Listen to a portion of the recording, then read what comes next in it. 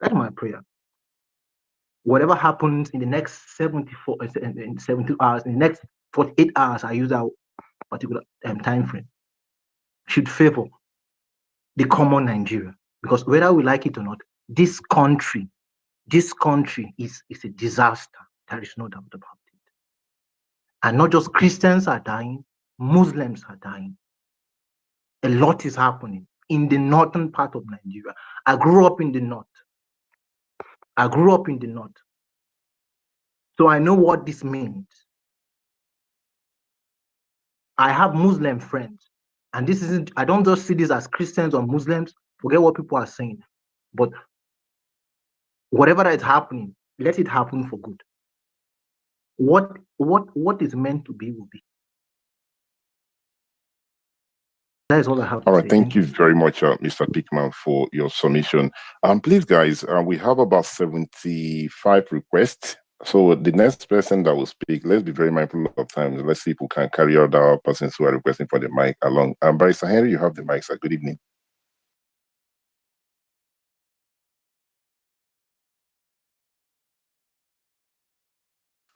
Sorry, am I still audible? Yes, Uncle Mindset, you are. Okay, Barrister Henry, you have the mic, sir. Yeah, thank you, Mindset. Good evening to everybody on the space. Just quick one because I know a lot of people are requesting to speak. But a few thoughts. Firstly, I think we must appreciate the power of the media and how globalized the world is today. We all know how this conversation started. A lot of people took it for granted. Even the federal government took it for granted. But here we are. And I think this is a very delicate place to be. Firstly, you still see a number of people arguing, is there persecution, is there no persecution? If we want to be honest with ourselves, documented facts exist to show that there has been a lot of economic, structural, and political persecution against Christians in Nigeria, especially Christian minorities in the north. I will always say that if anybody doubts it, go and ask, churches that have very strong presence in the north, in Middle Belt, Ekwa, Kokin, ERN, and the rest of them. Many of them even have catalogs of members who have been killed for no other reason other than the fact that they have been, or that they profess the Christian religion. Further, and like I said, it is structural. Even the most widely publicized case of Deborah that many of us know about. For me, this case is iconic because it shows you the complicity of government, where a person was stoned to death at a school ground by people who were caught on camera stoning her. The next reaction you expect of a competent, dispassionate government is that these persons who were filmed on camera will be prosecuted. Till today, not a single finger was lifted against those who threw stones and killed.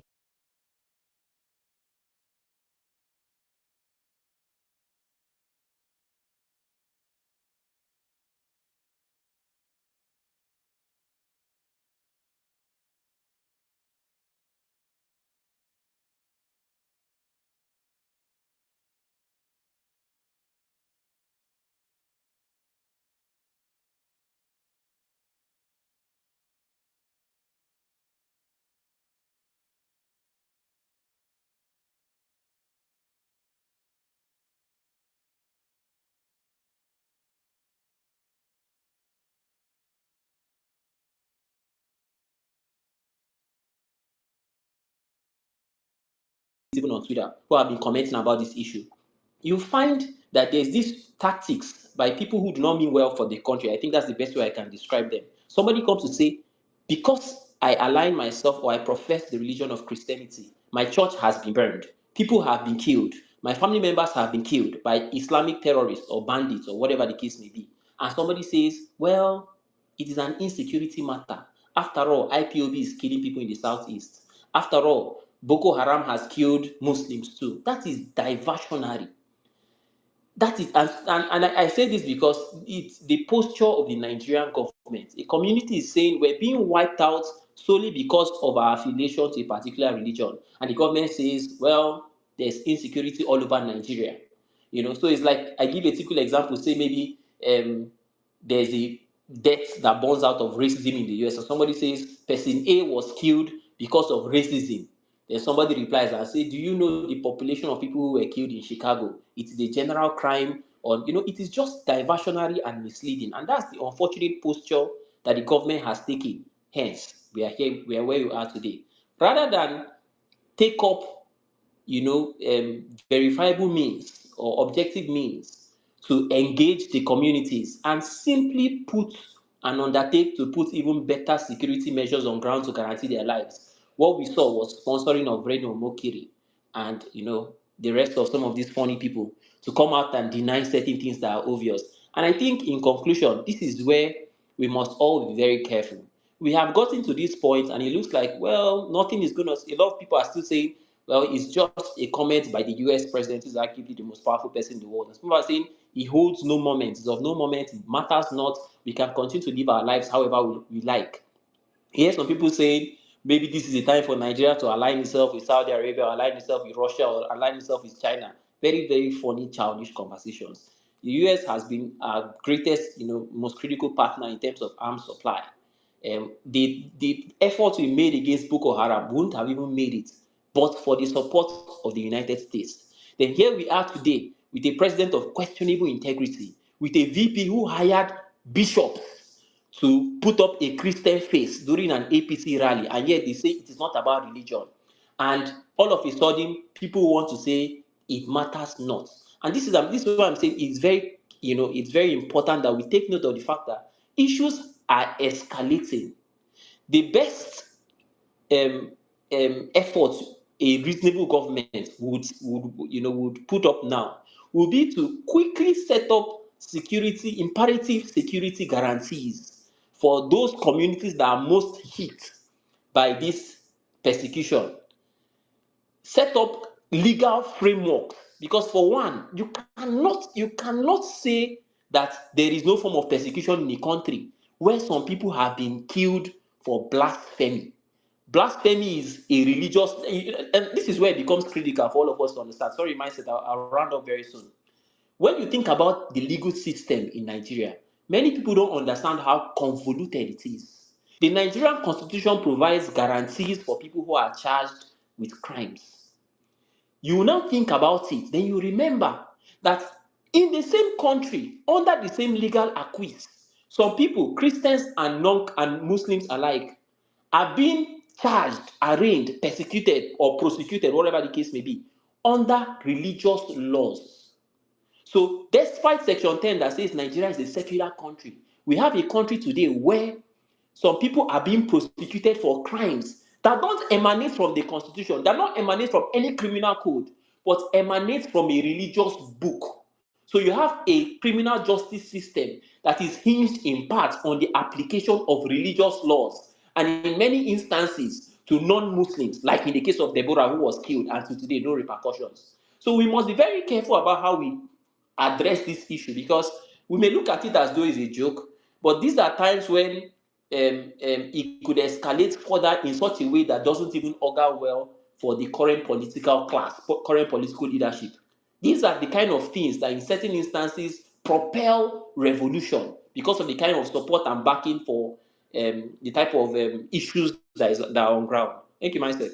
All right, thank you very much, Barrister Henry. Please, if anybody would like to respond to what Barrister Henry said, do raise your hand. We'll pass the mic to you. On that note, I'll pass the mic to Bolanle. Bolanle, good evening, and thank you for joining us. Hey, mindset. I hope you're doing okay. Can you hear me clearly? Yes, I can hear you. I can hear you. Good morning. Awesome. Good morning. I have seen people crashing out all over social media over Trump, threatening to invade, or but then it's like, have we not already been invaded? I mean, we have so many people in IDP camps, yet we're not at war, right? And it baffles me how people will continue to put politics before human lives. Right? I mean, at the end of the day, right, is there an issue around terrorists slaughtering whole villages of Christians in the Middle Belt, particularly, you know, with some of it creeping into the Southwest, right? At what point, because if it's, you're saying, oh, all these whataboutisms, it's just annoying because it defeats the object. At the end of the day, APC came into power and they had no intention whatsoever to tackle insurgency. Right? We have lost soldiers because they have continuously gone out there thinking they're fighting for their country, but somebody is obviously colluding with the terrorists and they sack almost whole units. These young men are dying unnecessarily. And so now they want to remember that they're a suffering country. Really? I mean, do I really want them to come into Nigeria? I don't know, to be frank. I just want the killing to end. And people, I think I saw some comments around, oh, it's what's in the ground that they are after, blah blah blah blah blah. Oh, I'm tired. Share at the moment, is it not government? People in government, are they not stealing our oil? Are they not stealing? Have they not borrowed against it? God knows when we will be able, right, to repay it. But the point is this: if that's what they're, I was like, negotiate a deal, 10% cut.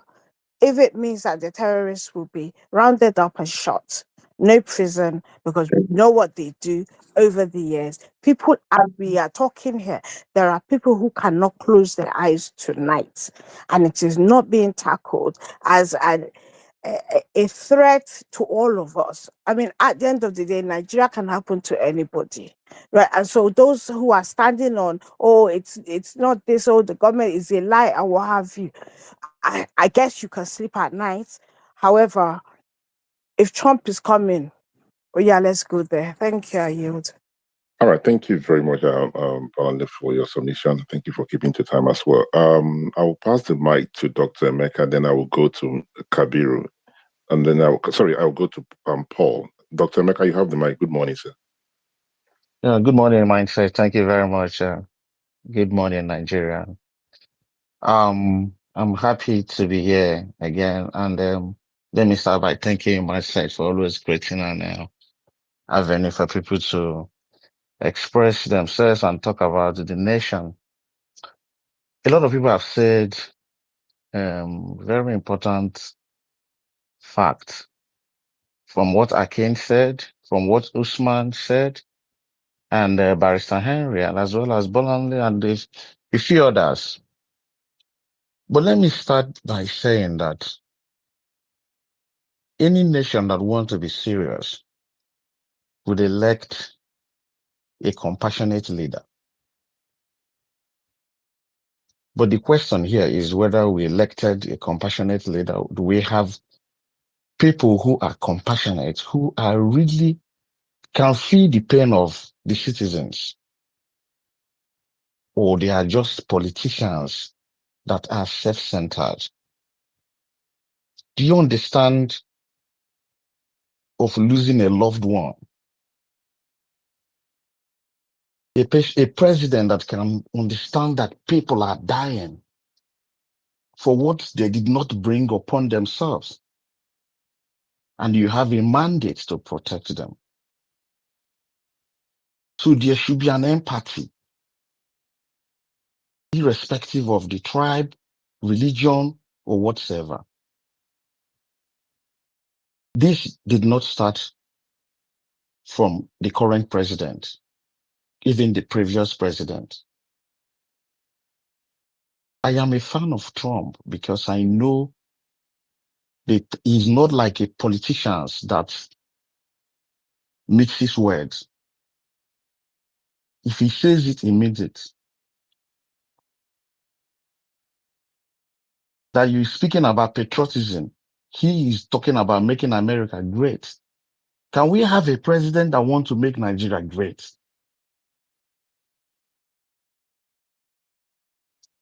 We have a question or a problem of terrorism. That's what we should be talking about, terrorism. We are not meant to be discussing about whether he's Muslim or he's a Christian. But that these terrorists, they are killing these people, and these people are they have cried loud. So why should you be worried about the people? They are crying that the loved ones are dying. That's the perspective I saw what Adamu Gaba, analyzed earlier, which I came also, emphasized. If you are a Muslim and you're not happy with what the terrorists are doing and they are killing the Muslims, please speak loud.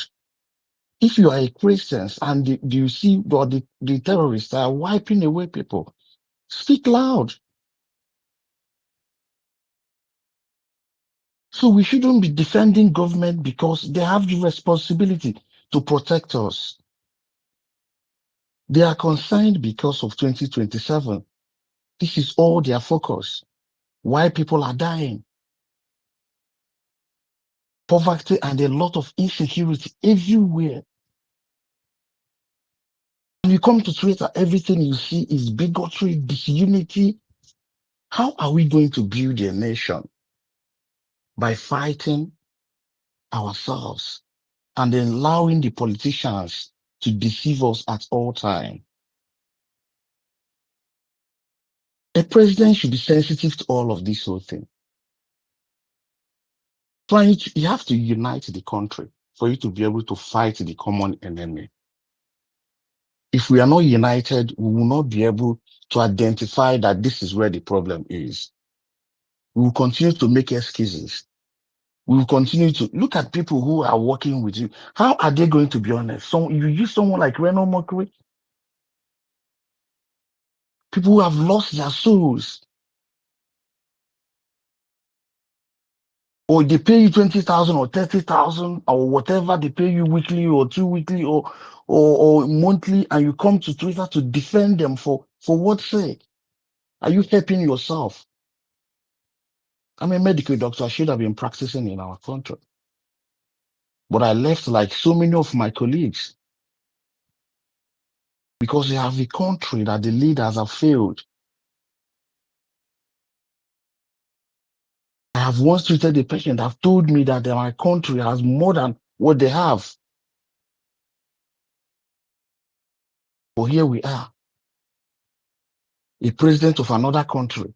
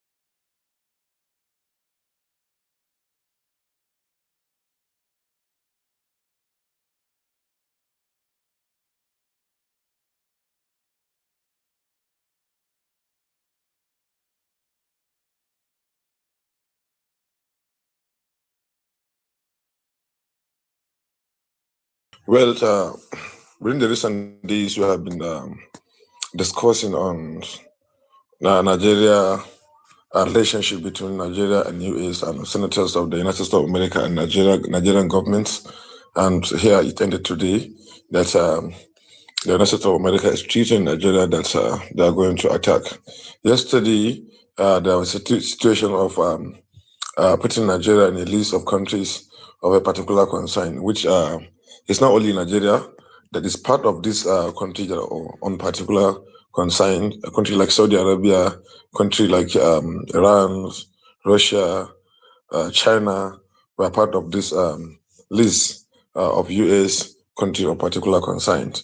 But I was saying that if there is no any sanctions or threats by the US government, definitely it's just like a mere what Omia saying by the United States of American president. But today, we had a situation whereby the US is threatening to sanction Nigeria economically by reducing or stopping the aid given to Nigeria.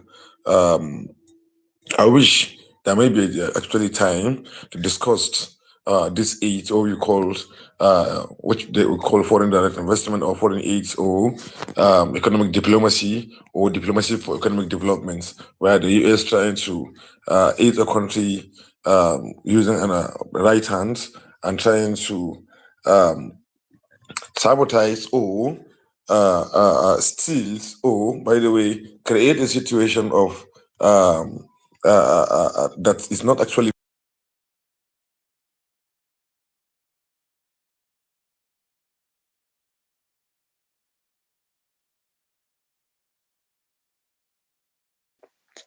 All right, it appears we've lost Mr. Kabiru. Captain, can you see him on the platform? Big Sam, can anyone? I'm looking for him. He dropped. Dropped. Yes. Okay, he dropped. Okay. All right, let's pass the mic to Paul. Mr. Paul, you have the mic, sir. Then we'll come back to Dr. Kenika and Dr. Jibril as well. Hi, Mindset. Good evening. Can you hear me? Yes, I can hear you. Go ahead, sir. Brilliant. Thank you very much. Well, I've listened to very brilliant people speak today, and I think it's very sad that we've gotten to where we are. And I think you asked a very interesting question when you were trying to remind us what you're discussing tonight. The question is, there is no Nigerian, I repeat, including myself, who would be happy to say a foreign country is going to come and liberate its people. None. No, nobody. Right. That said, my only concern, and that's where I want to focus on, is that there appears to be a misconstruction of what's really going on. People don't really understand what's going to happen within the next few days. Even if Donald Trump doesn't send any boats to Nigeria or send planes or what have you, the damage is being done. I take investment law, right, and corporate finance in my classes. And I can tell you by on Monday morning, most of these top firms around the world will sit down and discuss this particular statement that has been made by Donald Trump today. And they will ask themselves, wait a minute, guys. Are we ready to put in the funds for what we want to do? These things will be discussed. And when they discuss this thing, they're not discussing it to say, oh, is it Muslim against Christians? They'll be discussing on the basis on what will be the impact of our investment in this country. But let me even shock you. The next few days is even going to be worse. American allies will begin to issue statements as well. So there's likelihood that within the next few days, Canada will make their own official statement, the UK will make their own official statement, and other countries as well. Now you then ask yourself, who are we not going to be addressing? Because I've listened to people, particularly Arewasos, talk about, oh, the American is this. You're chest beating. In contract law, an average year one student will tell you that in contract, there's never equal bargaining power. Never. And so it is in politics and international politics as well. There's never an equal bargaining power. And the moment we realize this and play the card well, the better for us as a country.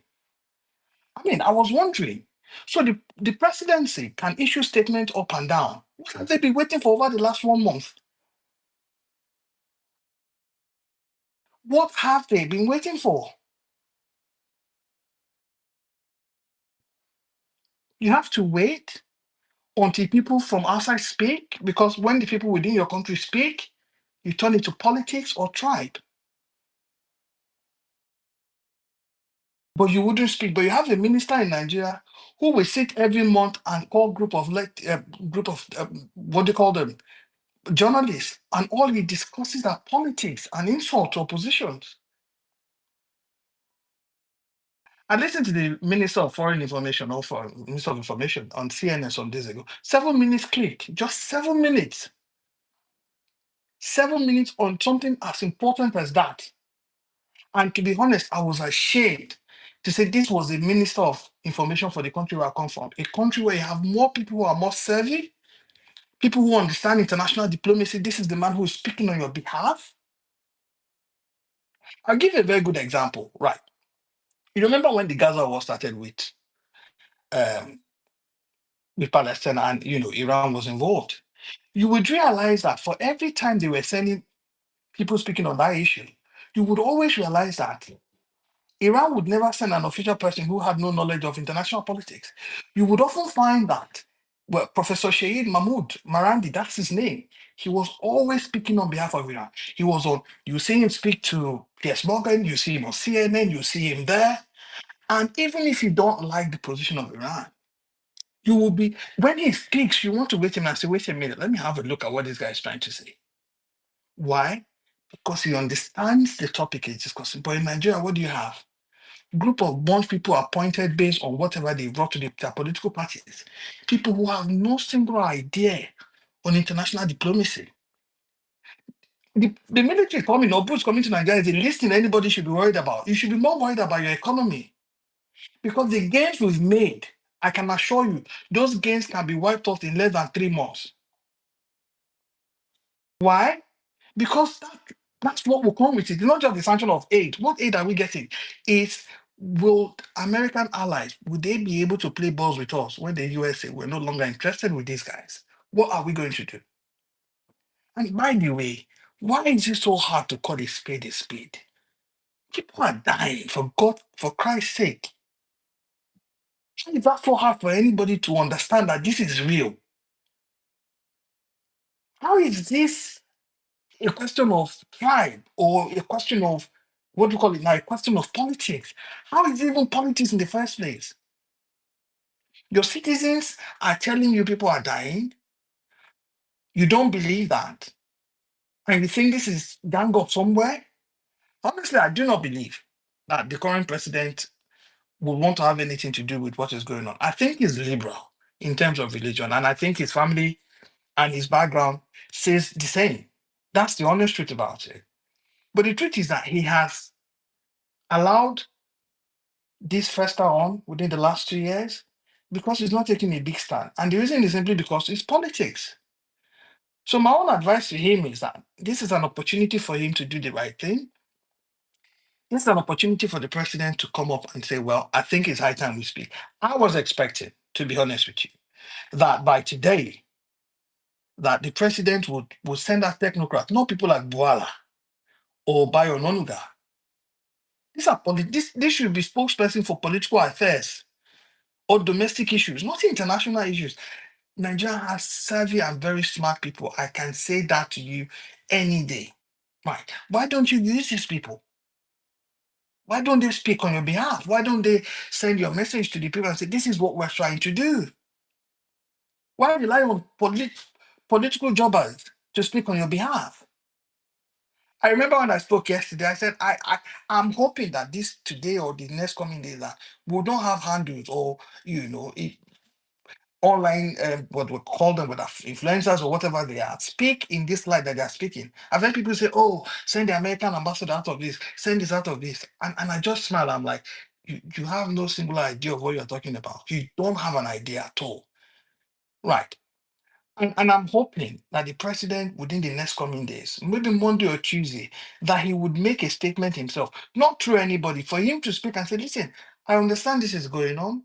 I understand the position of America. There is no need to be involved in any form of war. We are going to take the battle to these people. I've just reshuffled my cabinet. They are new. You this now. This is what we are doing. This is what they want to listen to. Not issuing a statement of 3 paragraphs. And then a spokesperson go and write there, FY for your information, the White House. And I'm like, look at these guys. Do you think this is game? That is what the special advisor to the president tweeted. FYI, at White House, a 4-paragraph statement. I'm like, these guys think this is a joke? You think these are people that will come and reply you on Twitter and say this? You think this is what this is? People's life are at stake. Our livelihood as a people are at stake. We have family back home. Right. And all you can do is to score cheap political point. So I'm hoping and I'm praying that the president would look inward and do away with these political jobbers who would spin everything to become politics and employ people who are not just expert, but people who would convey his message in the right manner with decorum and with expertise and with knowledge-based explanations. This is my own expectation, but I can assure you, the Nigerian stock market or whatever you call them, whether it be foreign direct investment, be portfolio, would have a massive hit in the coming week. Not because the president is going to send anybody to Nigeria, no, but simply because the optics will be very, very wrong. And this is what is going to happen. And I'm hoping that sense will prevail in Aso Rock and that they will sit down and look at this and say, what do we really need to do? Because people are actually dying, whether they are Christians or Muslims, they are dying. And sometimes some of these people just speak. If you have family members who served in the army, I'll have people who served in the army. I'm from Benue. Practically any home you will not find them, be it in the army or in the police or in the armed forces. If you've lost people who go out and come back and they are no more, and today you care for their family, their children, then you know the impact of what this really, really is. It's not just about those who are dying. How about the armed forces or the soldiers, the military people who are also dying as well? Who cares for them? And then some people sit down somewhere and think this is APC or PDP or Labour or this is Igbo against Hausa or Yoruba. When what you are discussing is how your country would exist. And then I heard some people say, oh, it's going to be difficult for them to come. They tried it in where they didn't succeed. Oh, really? I'm sure you don't want to see that.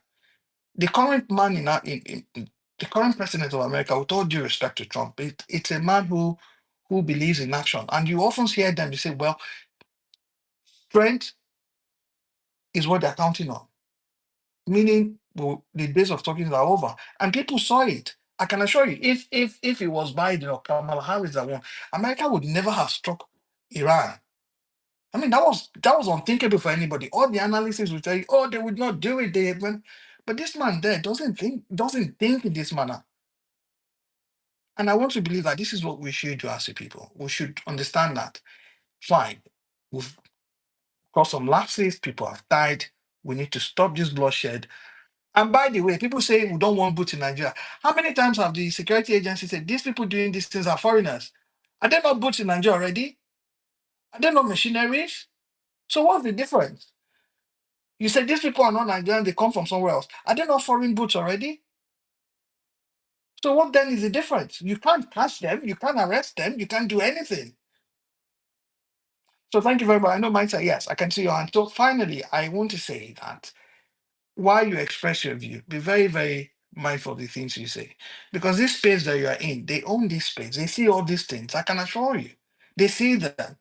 And so when you begin to make inflammatory statements, you know, it will go the other way around, not what you think it's going to do.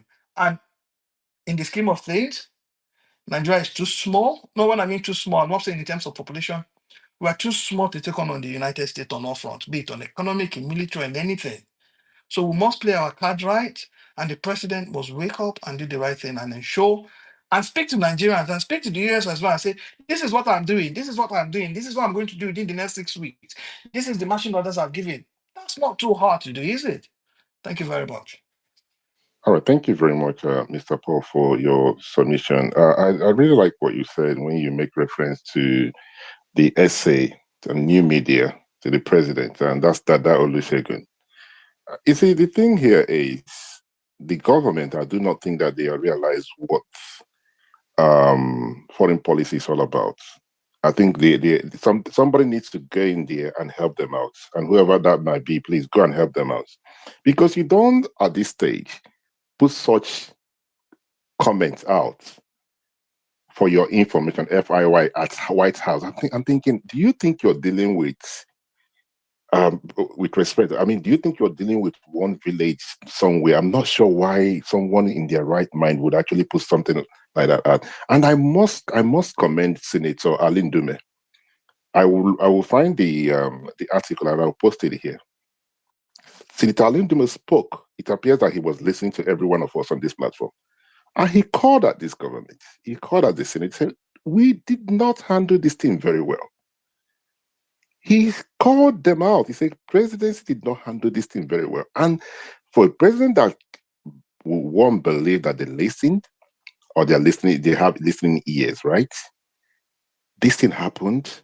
They made this information worth the essay to the new media will put out for your information, White House. And I mean, this is just so childish.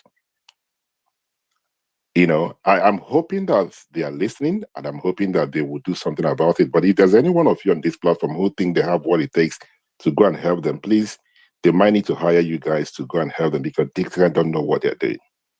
And like Mr. Paul said earlier on, you don't know who's listening. If somebody's listening on this platform, I will always tell you guys who is listening because these guys are listening to these platforms. If there's anything I know, that's one thing I know, that these guys are listening to what is going on this platform. So thank you very much, sir. As I pass the mic to Mr. Kabiru. Kabiru, you have the mic, sir.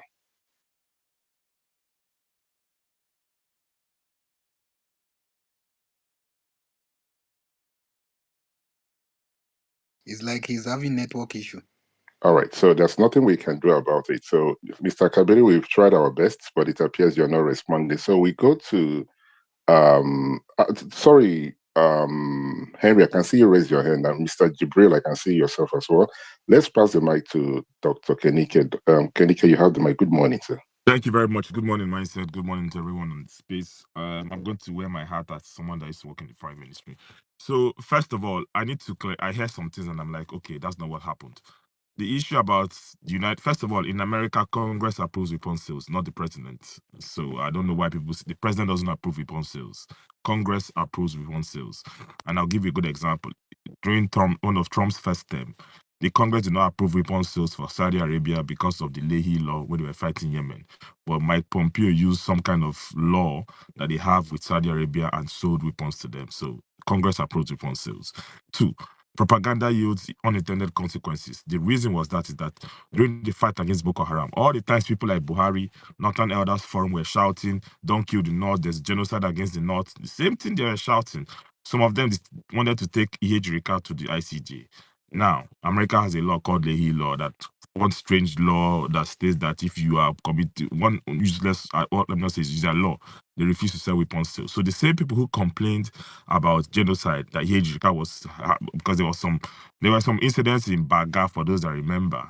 There was incident in Bama, there was some kind of massacre that happened around there concerning the Nigerian army. So 1, 2. I don't support Trump, neither do I support Hegseth. But the reason why I'm more interested in this fight is that I've done some work concerning Agadez. Let's be honest with ourselves. The Sahel has fallen. The Sahel has fallen. If you go to Agadez is very close to Kano State. If you can look at it in Niger, it's Niger. That is the transporting route that people used to pass to go to Libya, go to Europe. If you go to those places, you will find out that terrorists have occupied vast majority of lands. So they have more than at least 100 terrorist groups parading in that place. Who is going to solve that problem? The president of Niger can't solve it. The president, whether it was Sifo, whether it's the current guy now, whether it is the president of Chad, they can't solve that problem. Nigeria cannot solve that problem. We have too many problems. One of the problems is actually, if you look at it, the ECOWAS sub-region. Now, what does that mean? It means that we can't really stop anybody coming from Niger to come into Nigeria because they are members of ECOWAS. How do you solve that problem? They have tribal people. How do you solve that problem? So my solution is simple annihilation with collateral damage. Those areas need to be taken out. And the only way you can take them out is through drones. When the American had their base in Niger, they were helping Nigeria with reconnaissance. So I don't see the big deal in what Trump said. I don't listen, but I mean, the Americans were helping us before. When they had their base in next door Niger, they were helping the French. They were helping Nigerian army with reconnaissance. And also, we need to point a picture at our servicemen with due respect to them, but we can't be having cases where the Nigerian Air Force can't simply get targets right, whether it's a reconnaissance problem, whether it's poor, I don't know. The Nigerian Air Force was bombing civilians. They did it not once, not twice. It happened at least on 3 occasions when they were trying to hit Islam targets. So we need support. Whether we want to agree or not, we need support to fight the terrorists. The Nigerian army can't fight them. The Nigerian army, with due respect to our soldiers, cannot fight the terrorists. They can't fight them. We've done this for years. We hired mercenaries when I was with Good Luck. We hired all those people. We can't fight the people. There was a committee that was formed. I don't know if that agency still exists. It's called the Small Arms and Weapons Committee. It used to be headed by a former DG of NIA called Ambassador Imuho. He's from Edo State. They traced down, you see the work that they did, they traced down how weapons came from Libya, the fall of Libya, how weapons came from Ukraine, down to the Sahel, down to Niger, down to some part of Difa. And whether we want to admit it or not, these weapons are going to fall into the hands of jihadist terrorists. How do you fight this problem? People have proposed the solution. How do we create separate borders? This problem is deeply entrenched. The Nigerian army can't solve it. They can't. We need some kind of support. I don't care if it comes from Trump, if it comes from Macron. We need that support. The Chibok girls too, we need that support. The Chibok girls case is when I knew that Nigeria is in big trouble. 2014. The then ambassador of CAR, his name is Roland Omowa. He's from Ondo State. He used to be a captain in the army. Came and said, there's a rumor that, the girls that were kidnapped, they took them through Chad and they're in Central African Republic. And the question the military asked was, how did they pass a big country like Chad? And the rumor was that they were speaking English. The government of the day went behind closed doors, went to meet a man called Michel Dojotodiai, who used to be the president of the Balaka rebels. If you follow, for those that follow, not today's people, Balaka rebels was the anti-Balaka, and the Balaka was the crisis they had in Car with the Christians and the Muslims. This man was in Benin Republic on exile. When they went to meet him, he now said, that it was just a rumor, that he was just wanted money from Good Luck. So what am I trying to say? That some of these problems are complex, which is why, on one side, in as much as I welcome support, I don't trust the support of the Americans, because everything to the Americans is so simplistic. They don't understand certain differences. They don't understand nuance. They don't understand all these things. To Trump, this is just an issue of Muslim and Christians. It is much, much more complicated than that. So, but to him, everything is Christian and Muslim, because he's the simpleton. He doesn't understand these things. He doesn't know. So, there are the people that went to strike people in Venezuela, said they were drug dealers. Those people were not really drug dealers, but it's just America. America has the big guns. They have the imperialistic nation. So sometimes you just have to listen to them, whether you like it or not. They have military bases in 80 countries. They can fight you from any place. So whether you agree with their methods or not, you just have to eat the humble pie and speak to them. So that's my only worry. So everybody should wake up and be just accept it. You're going to have some form of collateral damage. People will just have to die. I'm not encouraging it, but if you want them to come in, because they won't understand these things. In those places in Agadez, from Agadez to Kebbi to Sokoto, they've built, the terrorists have villages. People live there. People live in those places. Now, whether it's community, complacent sense, whether they are involved, I don't know. But where the terrorists live, there's their families, there are people going about their businesses, there are people living there. So how would they? So for these things to work, those people there would either have to leave or they'll suffer the collateral damage that is going to come with the strikes. America doesn't need to put boots on ground. I don't know why people are mentioning boots on ground. The last time they did that in 2017, when they tried to rescue the missionary that came into Nigeria and was kidnapped into Niger, 4 or 7 Americans who just died. If you remember the story of one man that Trump told that his wife he paid the ultimate, So it's just too complicated. I hope that they understand what they're about to do. what they're about to get into. But whether it's inevitable, it's not. It's inevitable. There's no solution. I can't propose. My solution to it is nihilistic. Is that every area, 100, 500 kilometers up Agadez, left, right, center, needs to be taken out. Those places are riddled with Islamists. Ungoverned area. Thank you very much, Mindset. Ungovernable areas. This is not an issue of the Nigerian army cannot solve this problem. I'm sorry to those that have farm. The army is overwhelmed. We need some kind of support. Thank you very much. Thank you very much, Dr. Kenike. Dr. Barrister Henry, you raise your hand. Is there something that we need to address? If not, I'll pass the mic to those who has not contributed already. Mindset, thank you. Just if you permit me, because there's a place this conversation is going to where I think it is important to draw a clarification, especially because not everybody on the space is Nigerian.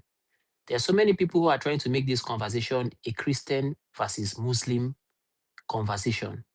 But it's important to draw this distinction because Muslims do not only exist in northern Nigeria. In Enugu State, they are Muslims. In Edo, they are Muslims. In southwest Nigeria, they are Muslims.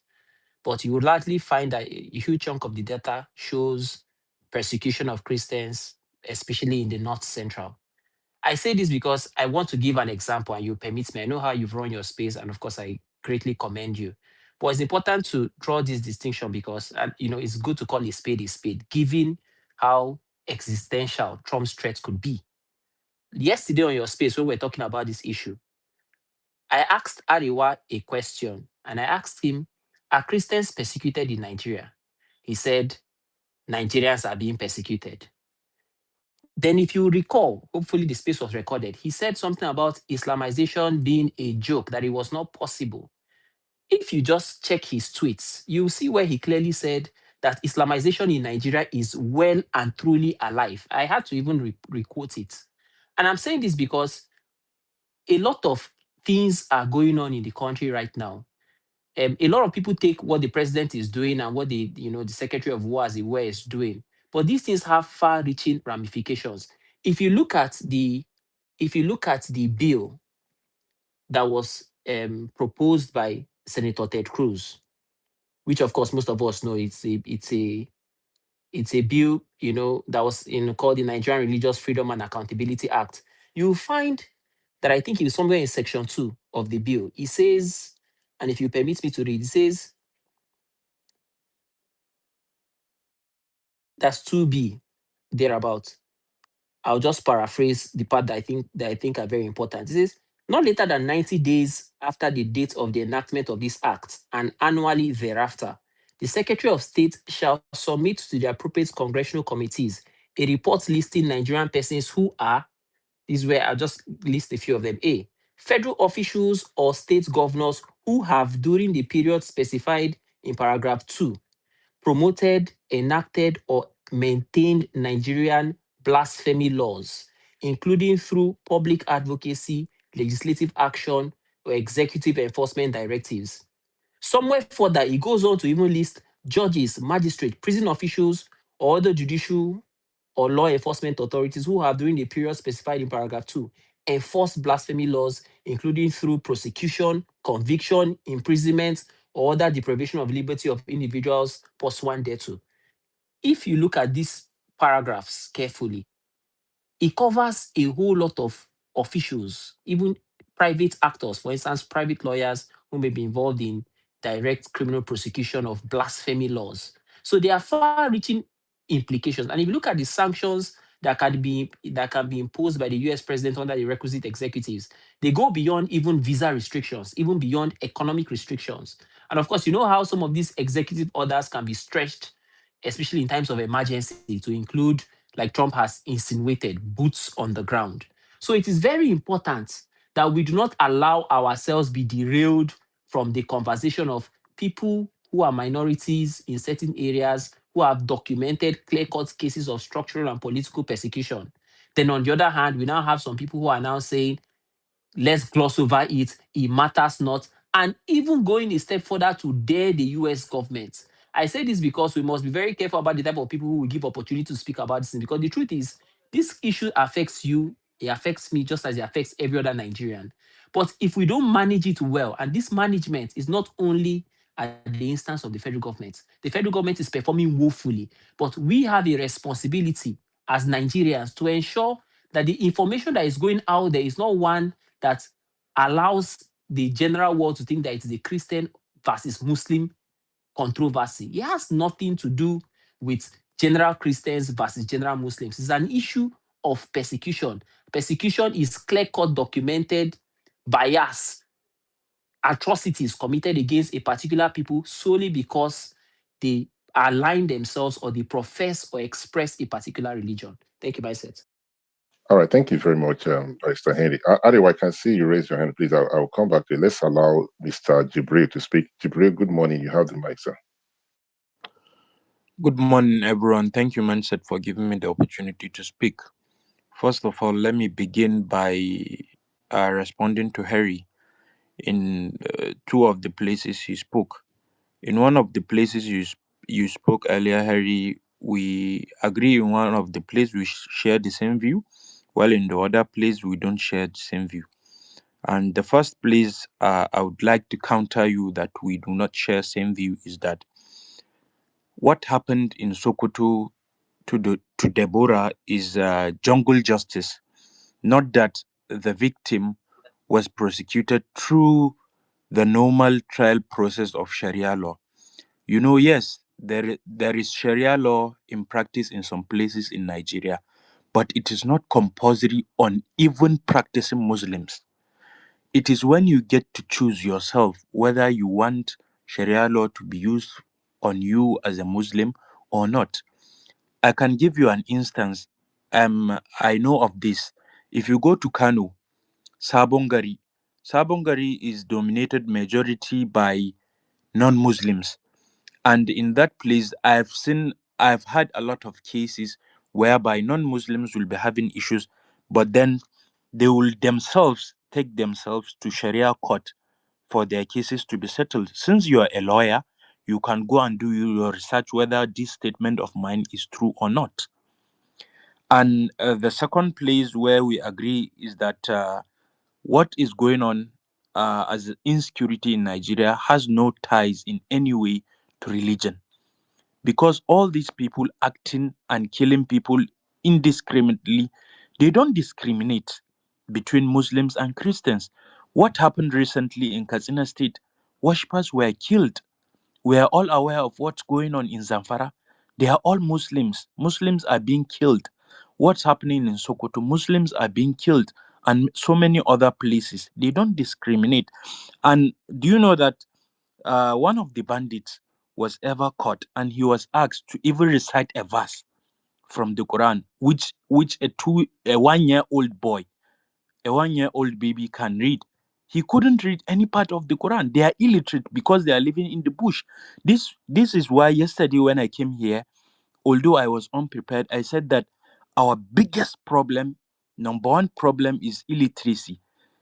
If we are unable to address the issue of this illiteracy, educate people, show them what is what, show them the Western education, teach them the normal religious teaching, their religious teaching they want to learn, teach them. That's the only way we are going to do away with all of this.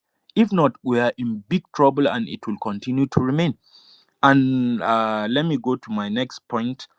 You see, Kenike, I want to address you also. Kano has no border connection with Niger Republic in no way. If you are from Kano, you want to go to Niger, you will have to pass through Katsina State or Jigawa State. These are the states through which someone from Kano can go to Niger Republic. So there is nothing like a terrorist campaign in between the border between Kano and Niger. Kano is not a border state. And then I would like to speak on the issue that we should be careful. Mindset, you said this. Well, you are right. We should be careful with our utterances. But then, what is freedom of speech if we cannot voice out whatever is in our mind? It's all about perspective, perception. We all did psychology one way or the other. Mindset. This is psychology. Everybody is entitled to his or her opinion. So I see no reason why any one of us here should be like not say whatever is in his or her mind.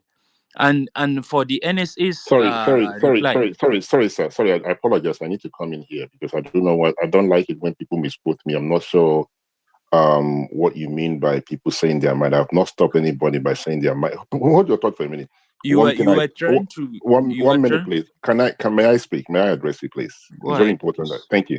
Now, I've not stopped anybody by speaking their mind. I've always said I always warn people, let's be very mindful of the choice of words we use, right? I've not asked you not to speak your mind. Okay. And then another thing I've always said on this platform is I don't like name callings. So you misquoting what I said, I do not take that lightly. So we have to be very, very mindful as well before you misquote me. Thank you. And I don't see anything bad in the way the NSA choose to reply the US. You see, he's a government official of a sovereign country, independent nation. So that's the way he chose to reply. They threaten us as a nation with invasion. Why would he talk to them in a soft manner? That will be a show of sign if he choose that path. This is my opinion and perspective. And then with regards to the insecurity, if these people truly want to help us, why not come and sit down with our government? Yes, to me, I still hold this perspective that if this public call on the Nigerian government will make them wake up, mobilize troops and all the equipment that are required to flush out all the kinds of peddlers of insecurities all over the country, be it whether Muslim, Christian, Hausa, Yoruba, Igbo, let them flush them out. I will support that. But them threatening to invade Nigeria, threatening to act, in what way? We are an independent nation. And you see, from my own perspective, I think these people are trying to observe that Nigeria is trying to become a nation. Look at our foreign reserve now. Look at Dangote that is investing in the oil sector. He's trying to build the largest refinery. He's expanding his. So you know what energy is. If now Nigeria is hosting the largest energy processing plant, just think about the investment flow that will come to Nigeria and how the image of Nigeria will grow. Do you understand? And there is this point I want to say. The federal government, it's over 2 years since this government settled, and yet there are no ambassadors. Had it been there are ambassadors appointed representing Nigeria in various countries, I think this issue would have been solved, would have been communicated through the right channel without causing, like some people now from other countries, they might really be thinking that war is going on in Nigeria. Yes, we are having insecurity, but it's not like war, missiles, blah blah blah. So it's totally unfortunate that all our issues are not being addressed. Like the Sahel, the West Africa, we have ECOMOG forces, we have the MNJTF. I can remember during the heydays of the Boko Haram. So all these forces, it seems like we are still not united as a region. This is why regional integration is very important. This is why our government, this government, to be honest, they need to invite technocrats, as someone said it here earlier, to be part of the government so that they can chart better courses and improve the existing ones on how to make Nigeria be safe and be friendly for anybody living in it and even outsiders. And I think it's totally bad for any foreign country to try to intervene in any independent nation. You can offer advice, you can do transfer of technology and what have you in terms of partnership, but trying to invade, bring boots, it's totally bad. And jungle justice should stop in Nigeria because it doesn't used to augur well. At the end, the narrative will be changed. This, that. Those people that did that in Sokoto, it's not their duty. They are not the judges. They shouldn't have done that because it's jungle justice. And likewise, the Harira case, the General Kali case, the Hunters case in Edo, we can all remember these things. We don't want to be even recalling because it brings us pain. We've lost loved ones, people we might not know, people some our colleagues might have known, their relatives. So it's very bad. To me, I'm saying this, I've never had a gunshot in my life and I'm living in Nigeria and I'm not bragging. So all we are promoting is peace. Let there be peace, let there be progress, let there be unity, and let the government focus on educating people, because there is lot of illiteracy. Illiteracy is too much in this country. Thank you very much. This is the little I'll say for now. All right, thank you very much, Mr. Jibril, for your submission. So please, next time before you quote somebody, make sure you heard what the person said before you respond, because I listened to you. You talked about NSA. I never mentioned NSA. If you go on the Jumbotron there, this is the person I'm making reference to. That is Dada Olusegun. So I'm not sure how you had NSA, what NSA said was right or wrong. If you think that the government has responded in a good manner, that's okay. I do not have a problem with that. But the reference, look, if you go there, can you see it? This is a spokesperson essay to the president on media. Look at what he said, FYI at the White House. If you think that's the right way to respond to the United States and you feel comfortable about it as a Nigerian, that's okay. I do not have a problem. But next time, please do not misquote me. As I pass the mic to AA, you have the mic. Good morning, sir. Yeah, good morning, Mindset. Good morning, everyone. It's been a interesting conversation. People have spoken well, and I don't think I'll say so much, but I just wanted to add a few perspectives. And one, I think from all of this, one thing that continues to bother me about this very development is the way that Nigerians are responding to it, especially Nigerians who find themselves, in the religion of Islam, or should I say, people in the north. There's a bit of a reaction as if that this is an indictment on the Muslim population of Nigeria. And I know this thing goes back to the way that Nigeria is set up. There is this we and them, syndrome that is seared in the Nigerian DNA. So you will always see something happen, they see it from the lens of Igbo against Yoruba, North against South, Christians against Muslims. This thing has nothing to do with the Muslim population. It's talking about, the US is talking about a population in Nigeria, Christian population, being persecuted by extremist elements in Islam who claim to be wanting to advance Islam. That's all. It has nothing to do with the Muslim population. And then the argument that everyone in Nigeria is, Muslims are being persecuted and Christians are being persecuted, and that's either a simplistic argument or an argument that is coming from a place of being disingenuous. The point is, is there a population, a Christian population in Nigeria who face persecution, atrocities because they identify as Christians? So there are many facets of crime and atrocity in Nigeria. People agree that in the Southeast, there is problem that is linked somehow to the Biafra struggle. You accept that as a facet of insecurity. But then you don't want to accept that people in the Middle Belt are targeted because they are Christians, yet we have seen them face violence on important days in the Christian faith. Last Christmas, a number of them were targeted. One of the most important and unique days in the Christian faith. You do that both physical and cultural and spiritual terrorism against them. And then people come out and say that Christians are facing persecution and Muslims are facing, they are not. That's not the point.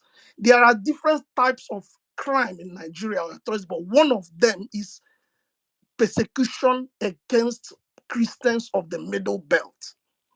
Anyone who tries to deny that is just trying to deceive themselves. But then the next point that I also wanted to touch on is the threat by Trump itself. It's unsettling to me because, knowing Trump, you don't know where he's coming from. He's decidedly unpredictable. He likes to do that. You don't know if he's a president who ran on the basis that he doesn't want to continue the old American style of nation building or trying to be, you know, a morality police around the world. But then you also know that when he says something, sometimes he would like to follow through. So you don't know. I don't know if is this threat is just to put pressure on Nigeria, or there is something that they know and that they have planned, but they're only just telegraphing, you know, where they are going. I just don't know, but it's really unsettling to me, because if that happens, American intervention has always come with a cost, not just a human cost, but you know, socio-political aftershocks. Sometimes in last years, I don't know. It could be a surgical operation that they want to do, a surgical military operation that just move in and go out. But then I don't know what it will take. But whichever way, even if it doesn't happen, the damage has been done to Nigeria. I mean, I'm in a sector where I advise, you know, international investors, and I can tell you that, you know, one thing you expect is that America's allies are going to follow suit within the next coming days. Then in places where people write reports on country risk and political risk, Nigeria is now, you know, is rising. Investors are going to be asking themselves, you know, there's a huge political risk and problems in Nigeria. Already, my friends are already calling me and saying this is what they're hearing about Nigeria, what is happening. So it's a problem. And then that takes us to the last point I want to talk about. The cause of this is incompetent leadership. Whether we believe it or not, I'm sorry, I could sound very direct, but in Aso Rock, there's no one home.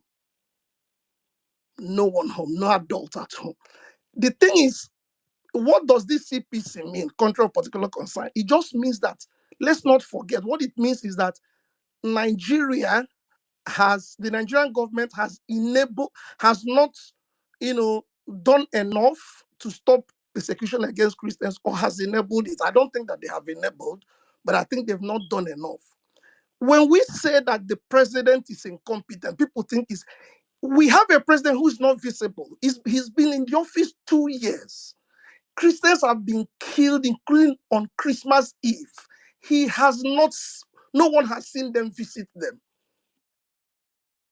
Right now, if he was a visible and outgoing president, an international media outfit could be interviewing him so that he can defend Nigeria or the position of his country. 2 years in governance, he's not faced any structured interview other than what he calls presidential media chat, you know, the joke that they do in Abuja. He has not faced any structured questioning from any journalist around the world.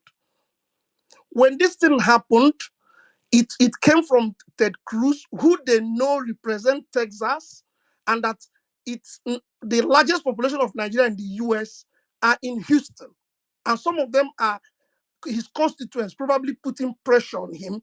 Smart people would have known that this is going to be serious. Instead of sending people who would go and talk and the president can, you know, be more visible, go out, they decided to send jokers like Rene Omokri and Boala. You know, this shows is that the president we have is a capacity problem. I think he lacks the capacity. One, he is not visible.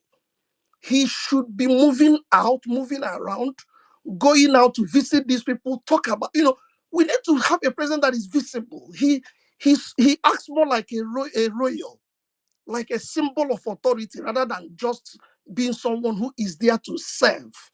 So would he change tomorrow? I don't think so. But if they can change some kind of posture or outlook as a government and as a regime, probably this will pressure them to do that. But to see Tinubu come out and do what a leader, an Obasanjo would do, a real leader, move out, come out, move around, travel around the world for serious things, not going to France on, face the media, ask questions, put forward your own position and your difficulty, talk about what Nigeria is facing. Has anyone seen your president in 2 years face structured questioning? Never. Has he visited these people? Never. Have you seen him visit the military in the front? Never. Have you seen him? No. Everything is about politics, defection to APC, just acting like royalty. That's not what it means to be a president or commander in chief, especially a country that is facing problem of, insecurity and that is fragile. So I don't know where this will take us, but as Nigerians will continue to pray that they handle it. But for sure, I don't want military intervention in Nigeria. I don't think it will end well. Back to you, Mindset. All right, thank you very much for your submission. I would then pass the mic to Beloved. I can see you, Paulanle, I can see Ariwa and Savik. Please let's allow Beloved of God to speak. Good morning, sir. All right. Good morning, Mindset. Thank you for giving me the opportunity to speak, and good morning, everyone. The question with the whole situation in Nigeria is a very delicate one, and whilst I would not want to, you know, sound too blunt, I think religion has a very major role to play in the issues we're facing in Nigeria. Nigeria is a very unique nation, right? I think apart from few nations like Eritrea, Lebanon, we are the only nation with probably 50-50 Muslim Christian population. And it's not an easy thing. Ideology, when it comes to living together with people of different views, especially views that can tend to be extreme, like that of Islam, mm, it's not an easy thing. Yeah. So someone was talking about illiteracy. I think that was the problem. That was even how the problem started, because the idea was these guys were just illiterates, mere illiterates, not knowing that these people have sponsors. These guys are very, very. We are just seeing the tip of like an iceberg. The leader of ISIS, the late Baghdadi, he had a PhD in Islamic studies. He was a guru in the religion. He's very vast in knowledge, So we cannot just throw this out as ignorance. We have a very strong, very determined terrorist group, and this is it. The question is there a Christian genocide in Nigeria? If I just look at the rough definition of genocide, which would be like the intent to destroy in part or in whole a particular group of people, or probably people that identify as a particular group of people, or maybe members of a religious society or something of that sort, I would say that yes, there is a targeted there is a targeted cleansing or genocide of the Christians in the northernmost part of the country, in the middle belt, and in some areas here in the north, right? Because we have one, I have my experience. I was in Jos, serving in Jos. Jos is even a Christian state, by the way. But I was in Jos. I was worshiping in a church when the our priest in the First Baptist Church, the pastor told us to off the gen and just hide ourselves somewhere, because the Muslims were coming. Because the Muslims were coming. So the All right. It appears we've lost Beloved. No, I'm here. I'm here. So, the idea was that because the Muslims um, were coming, right? So God, so being kind, we passed through that situation. But I just want to, to respect those in the house, right? To respect the time. We had a case. We saw how Deborah was killed. We saw how the Imam of the National Mosque, please, the Imam of the national mosques, how he supported that action with his Twitter quotes. We also see that Leah Sharibu is still currently being here. She's still currently in custody by the Boko Haram terrorists. The last authentic report we had of her, she has two sons already. Um, she's a victim of abuse in the Boko Haram den. We have the Abuja evangelist that was killed. We have different situations. We cannot just lie to ourselves that the Christians in these areas are facing serious persecutions, as some would call it. I would call it targeted cleansing because I know what I saw. I have seen churches being burnt, being targeted. It's a target. It's not something that is done, randomly. It's a target. So what we've been hearing, anytime this thing gain any little bit of attention, we start hearing people say, "Oh, but they kill other people, but they kill Muslims, but they kill this one, but they do this," but and it's just like you start wondering, like, these voices won't be heard when the Christians are being killed or when they are being massacred. No, but when people start talking about it, the first thing we hear from those same persons that remain silent would be, these guys have been killing Muslims too.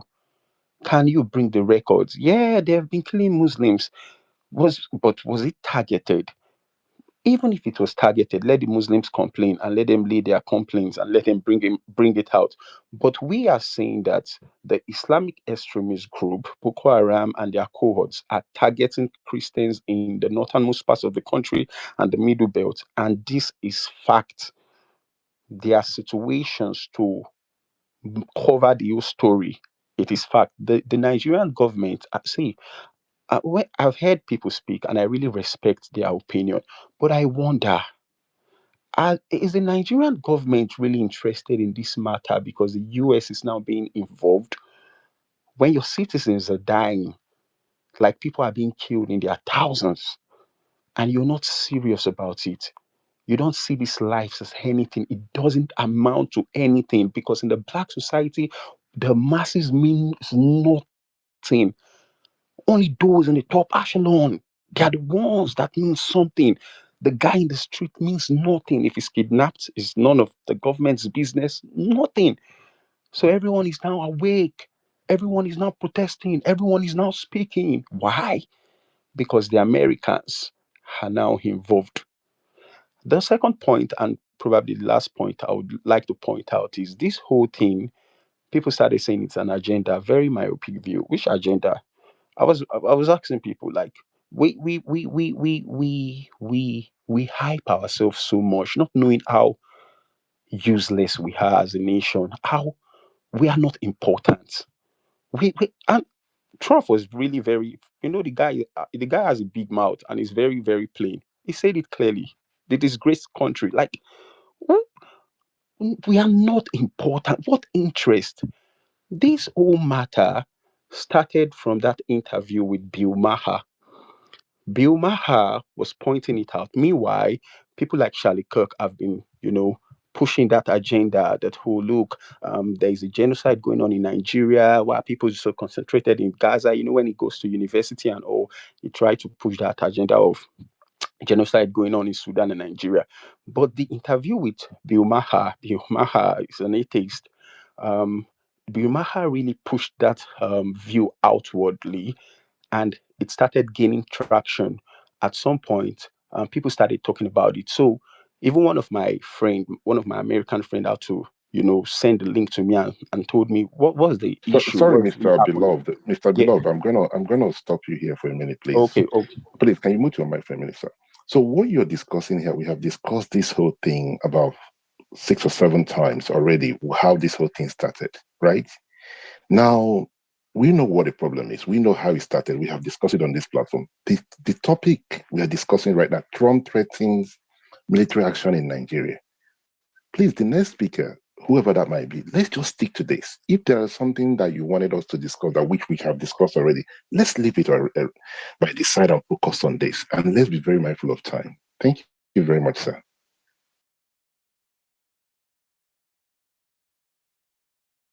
Mr. Beloved, please, you can conclude. Thank you.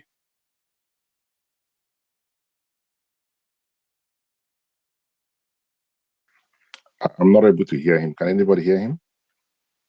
No, he's not speaking. All right, thank you. So he's no longer, is he still on the platform? Yes, he's still.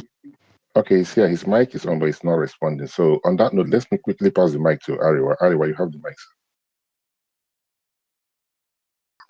sir. Thank you, Mindset. I actually want to start by responding to what the last speaker said regarding extremism among Muslims. The idea that this is just an exclusive case of, or is a generalization that it's an extremist view has to do with Islam as a religion, it's false. Because when you look at the trajectory that this thing started from, right from when Al-Qaeda came about, it played along for a while, it shifted into ISIS. ISIS expanded to become Boko Haram. Boko Haram now ISWAP and what have you. So these guys are characters, and I will keep saying that these guys are not Muslim. Islam is clear. It's not even something that you need to worry about. It's very, very clear. These guys are playing character because this is how the world have portrayed terrorists or people who have found themselves in a situation whereby they just destabilize things.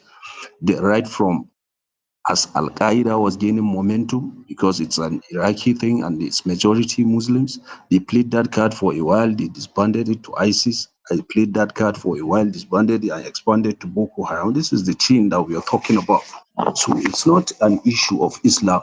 And then I'll go ahead and address what Harry said. You know, there's this problem that we've had in Nigeria of generalizing, especially Northerners. You know, they see Northerners as people who are not capable of rational thinking or thinking on their own. It's like the view of one person in North just accumulates the thoughts of every other person, to the extent that Harry went ahead and quoted a totally different person just because we happen to be both Northerners, a totally different person that I barely agree with on any topic, and said that this is my own view on Islamization of Nigeria. I don't even know how that came about, but somebody entirely different tweeted that Islamization is around, is alive, and because he's a Northerner and I happen to be a Northerner too, and he just categorized it as it's me speaking. So you see, there's this ideology about how people portray Northerners, and when we are trying to say these things, people just assume, no, you guys are all the same, you should just go on. No, it's not like that. Ideologies here are different, and I keep saying it, Islamization of Nigeria is not possible. Where does that word even came from, Islamization? How do you even intend to go about it? What part of Islam will rule? You don't even understand the internal fracas Muslims are facing with issues of Izala, Darika, Sufi, and what have you. There are people who are Muslims here in this Nigeria that don't even recognize the Sultan of Sokoto as an emir, or they don't, Sarkin Musulmai, that's what we call him. They don't even recognize him as that. So what section of the current Islamic problem we have? You can see here we have what do you even call them, the Shia and what have you.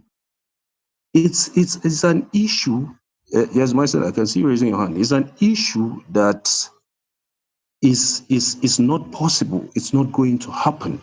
So when people say things like this, it's just to fuel and separate people further. But it's a dead on arrival situation. I yield myself. Okay, thank you very much, Ariwa, and you responded to Henry. Please, guys, can we go back to this topic because it's very important. We've got others who are listening to the conversation. I don't want us to digress from it. Trump threatens military action in Nigeria. What impact do you think this will have? Do you think it's a good thing? Do you think it's a bad thing? We don't need these guys to come to Nigeria. I think that's what the conversation should be all about, right? Please, let's not digress. On that note, Obalande, please do hold your thought for a minute. Only if it's very important that you need to speak. If not, I would like to pass the mic to Savik. Oh, mine's not long at all.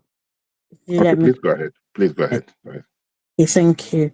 I'm going to go back to the topic, as you've stated, about the possibility of military action. And on one hand, I'm thinking of the number of people who have died, the number of people who have actually been displaced and are in camps without any basic amenities. We've got over 3.5 million Nigerians in a IDP camp, and yet you would have me believe we're not at war.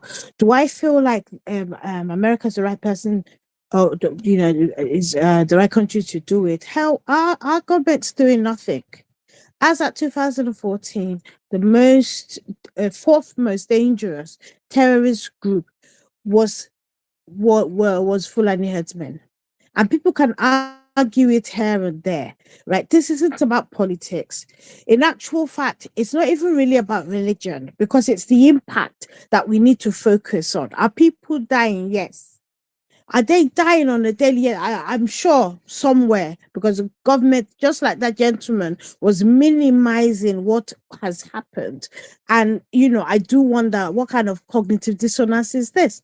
Or do you know that you're just saying that because you feel, they're attacking the Nigerian government? We should be holding the Nigerian government accountable. And it would be very important to see which steps the government takes over the next week or so, right? Because Trump is a loose cannon. He won't even tell anybody.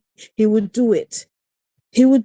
And the other concern is the impression that going on that list was wrong. I know from when it was on the list before, the amount of data. They want names of people, right? They want photographic evidence. They go to great lengths to gather that information before they make that determination. So it is not about, it's wrong, we don't have that issue, blah, blah, blah. And finally, as I know that I'm taking up some time, gentlemen talked about freedom of speech. However, in that same context, right, we have blasphemy laws, right? The problem, I put somebody on the jumbotron, I think her name is Rhoda, and I remember her sin, right, was showing the video of Deborah and hoping that she will find justice. They threw her in prison, a nursing mother, and charged her with blasphemy. Now, if she can't, that statement she made, right, how is that? What did she blaspheme? Right. And at the end of the day, you can't have it both ways. You want your own freedom of speech to tell people that nothing is happening to them. Likewise, people who are experiencing this firsthand have a right to say something as well. And so the final thing was about Deborah. He said, it was done with justice. So are you telling me that if she had been tried in a Sharia court and had been found guilty and sentenced to death, are you telling me that that's going to happen?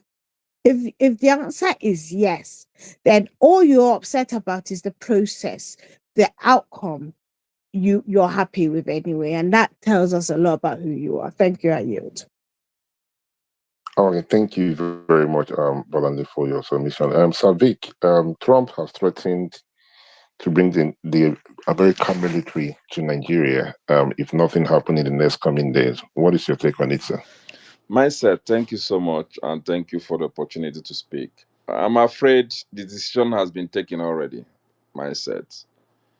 I think for context, we need to understand that this whole diplomacy and lobbying and pressure groups, reaching out to Washington, it didn't start today. It's been a long time coming. It's been a long time. So people need to understand that for the president of the United States to start tweeting like this and making statements like this, he has all the whole data, he has all the whole intelligence. It's been something they've been going through. And if you look at the chain of events, once he made that statement, you saw Marco Rubio, the Secretary of State, latch onto that statement. And then today you are seeing the Secretary of War latching onto that statement. So this whole thing is not coming from a vacuum. People need to understand this. Unfortunately, mindset, The ramification or the consequences that is going to come after this, I don't know. I can't quantify it, but I know it's not good for Nigeria, right? Is it the best thing to do? Is debatable to know whether it's going to be good or right.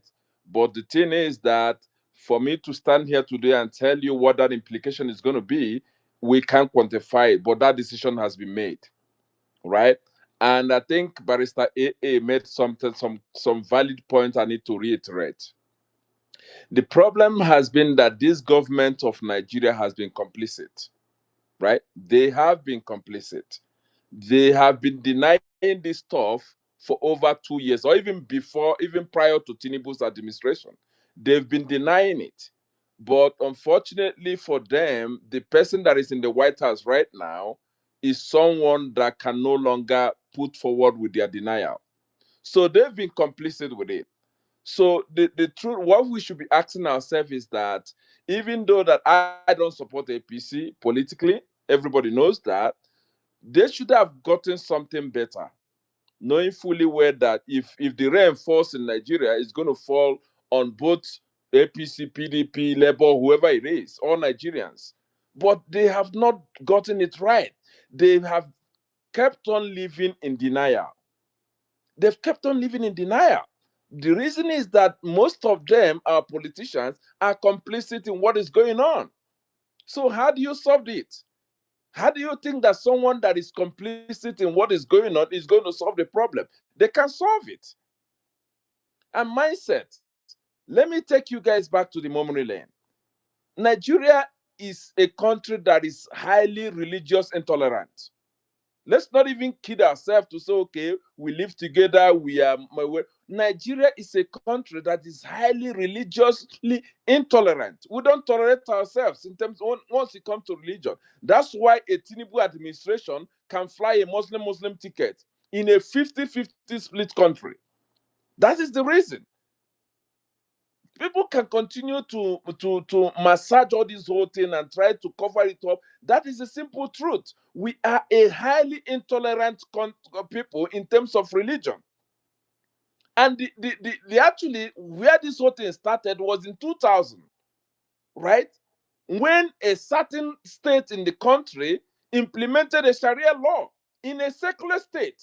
We have a constitution that is saying that everybody is free to practice any religion that he wants to practice.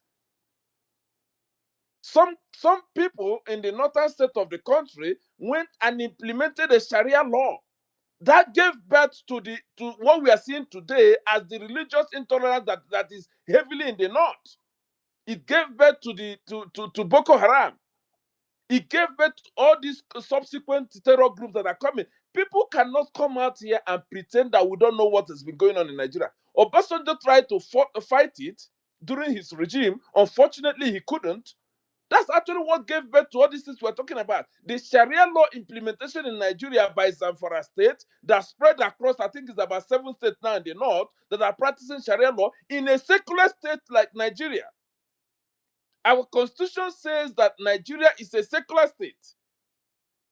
Everybody is free to live in any part of the country and worship in any religion that they want to worship. Why would some certain places in the north be practicing Sharia law that is not in our constitution? So tell me, which one comes first? Sharia constitution or Nigerian constitution? That's the problem. That's the bone of the constitution. So when people are saying that, Ted Cruz, the law he's trying to implement in the US, the bill he's trying to pass, this is the genesis of the problem. And we have seen people going to the Supreme Court to argue against or for blasphemy laws. We've seen people executed. We've seen people tried in Sharia courts. Where we have, under our constitution, there is nothing like that. There's nothing like a Sharia constitution in Nigerian constitution. These are the basics. So when the US is trying to do all these things, they know what they are doing. They know exactly what they are doing because Nigeria is a secular state. We've known that it's a 50-50 split.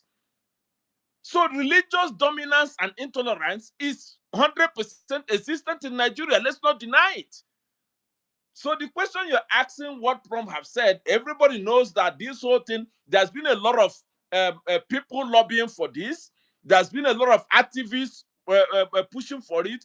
When AA said that, I don't know if it's AA or someone that made that comment, Ted Cruz, when Ted Cruz started flying this thing, what did our government do? Most of them started cussing him around, telling him that because they paid him $7,000 and some other people, that's why they are pushing this whole thing. You fail to understand that Cruz is a key senator in the United States representing Texas. And Texas has like the highest number of Nigerians living in Houston, living in Dallas. So he has to listen to his, that's why he went, and Ted Cruz has taken time to actually do the due diligence and all, he has all the data. He took time. If you're following him, if you read his pages, you know that he has all the intelligence. So when people are saying, oh, they are not in Nigeria, they don't have, do you know the amount of people that are bringing the information to the United that are living even in Benue, in Plateau, in Niger, in Kaduna? They have all the information they need to make the determination. So let's stop kidding ourselves. The government is highly incompetent. They didn't address it well, right? I don't support APC, but the thing is that the government of the day, they should have managed this well. They should have managed this well because they know the kind of person that Trump is. Trump waited all this while to get all the whole evidence, get all the whole facts before he can act. I don't know how this whole thing is going to pan out, but I think we're not in a good place right now. Thank you, Mindset. Thank you very much, Sadiq, for your submission. Before, Natasha, I can see you raising your hand, please. I will come back to you. Let's allow Abu Mujahid. I think I pronounced your name properly. Good morning. Abu Mujahid. Somebody need to help me out. Am I still audible? Good morning. Can you hear me? Yes, I can hear you. Please go ahead. Good morning. Concerning the topic, Trump threatens military action in Nigeria. Is that a way forward? I don't think currently we need any foreign intervention. You see, the issue of whether the Christians in Nigeria are facing genocide, to me, I feel is a bit complex than what we are seeing on social media. You know, based on me being from the Southwest and living in the North here in Nigeria, you know, one thing I see here is that majority of the problem, or should I say what is causing more of the unrest here, is that I just feel we need to say the truth. You know, we have people that have these extremist beliefs, extremist views about religion. You know, we have radical, I'm a Muslim, but I'll say it as it is. We have radical Muslims here in the North that, you know, while growing up, they have been, should I say, more of being brainwashed, or should I say they have been fed, they have this enmity towards people of the other faith. You know, whenever they hear a case of maybe blasphemy, they don't want to know if the person being accused, if it is true or not. You know, should I say maybe they are bloodthirsty? You know, they feel like to kill is not something that they see as a big thing. You understand? Though they might killing is not them killing is not even mainly if that person is a Christian. We have seen cases whereby even their fellow Muslims, they have been accused of blasphemy. They don't even want to know if it is true or not. You know, they just plunge into violence by killing. You get? So, but the thing is, I don't really want to believe that there is like the attack is targeted to a particular religion. In the north here, tomorrow is today is Sunday. By the time we're in the morning, we see Christians going to church. You know, before coming here to the north here, if I was being told that, you know, Christians can be going for service on Sunday without anybody stopping them, due to what we have been hearing when I was in the south, I'll be like the lie. But when I came here, I see Christians doing their thing, going to their churches without anybody stopping them from doing. I'm in Bauchi, and we have in the Bauchi metropolis, we have big churches, people going to services, coming back without. I haven't heard of any case of where maybe they are being attacked or something. You see, like I said, the issue is a little bit complex, and I don't want us to believe that even the Christians themselves in the Middle Belt are saints. We have the aggressors among them also. As a Muslim, I can tell you for a fact that there are places in Jos, in Plateau State, that you can't step your foot as a Muslim. In this same in Plateau State, even as a Muslim, like whenever I'm traveling from the south to the north, whenever we're in Jos, I don't have rest of mind because I know this place is, as a Muslim, I'm not safe in this place. So please, we shouldn't allow media to paint a narrative that is not happening, and thereby allowing foreign intervention to come when we know that these people coming have their own motive. If we are saying that the current government they are not incompetent, they are incompetent, which we know they are incompetent. The current government there, who are those that put them there? It's not the same people that are coming. They are coming that they want to come and save us. So please, we should be able to read in between the lines. Fine, they are killing the Christians, they are killing the Muslims, and you can't tell me that if, as long as Muslims are dying also, it shows that this violence is not targeted to a particular religion. That of the Middle Belt is more of attack you, attack me, attack you. The Christians will attack today. After some time, the Fulani people will attack back. You kill me now, I'll kill you back. You kill me now, I'll kill you back. It's not that maybe it is targeted. We have seen cases whereby even in the same Jos, whereby you see traveling motor going, and the Jos North guys will stop the vehicle and kill all of them. So many that we have seen. So please, we shouldn't push narratives that would destroy our country. The people we should hold accountable are the people who put in power, which is our government. They should be able to step on their toes and clear up this mess once they should clear up this mess, and everything should go back to normal. But the thing is, I will keep saying it, the Muslim clerics too in the north here are not helping matters. They preach radical beliefs, preach extremist views, and these are things that grew up.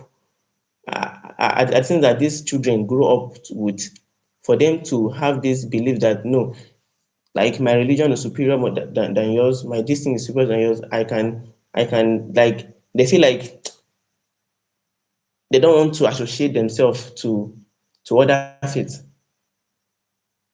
We have seen we are even seeing those in government now that maybe they have supported case of maybe jungle justice, case of maybe I don't know, but the thing is the situation is complex. I'm a Muslim and I'll keep saying it. My religion does not support violence. I'm a Yoruba Muslim. It does not support killing the other faith. Because if I should even go back to how we're being brought up, we're brought up to live in peace with the other people, the other faith. It's when I come here, I see that we have community whereby is a Muslim community, we have community whereby is a Christian community, just because of crisis upon crisis. And most times this crisis is not even most about religion. Most times it might be arguments between two people from different religion. And before you know, it will spark up into religious tension. So I don't think allowing a foreign body into our nation at this point is the best solution. Are you the mic? All right, thank you very much, Mr. Abu Mujahid. I think I pronounced your name properly for your submission. Please, let's be very mindful of time. Yesterday, you guys get on my nerves, and I don't want to. I'm feeling sleepy already. So let's just keep it very short. Then we can carry other people along. Akin, I can see you raise your hand. Please, let's allow Natasha to speak. Natasha, good morning. You have the mic. Yeah, good morning, everybody. So, a couple of people have kind of like shared my thoughts already. I would say, Sir Vic spoke to my thoughts 1000%, as well as Bolanle spoke to my thoughts 1000%. In terms of Trump threatens military action in Nigeria, right? My question is, if the Muslim says like, okay, we're experiencing the same attack from these people, and Christians are saying we're experiencing the same attack from these people, so what's the problem with what the US is trying to do? My thing is, what is the problem with what Trump is tweeting? Why we bringing it like the whole it's against Muslims? Is it like why are we like why are you feeling attacked? No one is talking to you if you're feeling like, okay, the Muslims are getting attacked, so then let these people like wake our government up, because our government, they're sleeping. It's obvious that the president is sleeping. It's obvious that the politicians are in cahoots with whatever is going on, and they don't care about me and you. So why are you worried, or why are you like why are you feeling like someone is at you? Like the president of the United States is basically just waking people up that are sleeping. So I don't understand why some people are feeling attacked or feeling like their religion is being attacked. And sometimes you hear like Nigerians talk about, you hear us talk about, oh, like if the United States come, they want to come and steal this, steal that. Is like, okay, what are they stealing that our politicians are not stealing already? Like I have more of, I would say I have more of questions than answers, like what are they stealing? Why are you feeling attacked? Like they're just waking our government up. Let them do that. These people have facts. They're not just coming to talk because they want to talk. They have done their homework. They have done their researches. They have people that have done, like, they have gone door to door. What your government is not doing for you, bro. Like, your government doesn't care about you, or rather, they don't care about us. So why are we feeling attacked? We should hold our hands, like Christians, Muslims. Let's hold our hands while these people wake our government up, while they ask them questions for us. Questions need to be asked. 2014, our sitting president tweeted about Christians getting killed. Also, Muslims are getting killed too. That's a fact. But now people are asking them questions and we are all feeling kind of like attacked. The whole thing is a bit gaslighting. We should not let anybody divide us. Right now, what they're coming to do, okay, that's still a bit vague. Like I said, it's more, I have more questions than answers, right? But for now, I'm good with the fact that Trump is asking questions. I need Elon Musk to jump on that. I need other voices to jump. But yeah, Trump, bro, I yield the mic. Like we shouldn't be feeling attacked, please. Our president, they're sleeping. They're in cahoots with these people that are like literally destroying our lives. It is me and you, Christians and Muslims together. So why are the Muslims feeling attacked? Like, I won't say all the Muslims, it's just few people, right? But I don't think we should be feeling attacked. We should literally hold each other's hands and ask and join for them to ask these people questions. Just like tweets between 24 to 48 hours. Are you seeing that our president or other people are talking now? Nobody was talking before. Nobody, bro, I yield the mic. Okay, thank you very much, Ms. Natasha, for. Let me repeat again. Let's stick to the topic, right? So I know there are people who have questions.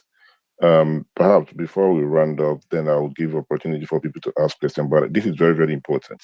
Trump threatens military action in Nigeria. What is your take on it? So if you have a question, please do not raise your hand. Let's allow people who want to contribute to this particular topic. Then perhaps when we finish, I will pass the mic for those who have questions. There's a guy, somebody here, Mr. Peter. Peter, you have the mic, sir. Peter Olayemi. Good morning, sir. Hi, good morning. Actually, good evening. I'm from Denver, Colorado, and felt like I need to contribute to this. Looking at all the news, and for me, I think I think there's still a lot of unknowns, a lot of uncertainty, but I really appreciate that this is getting visibility.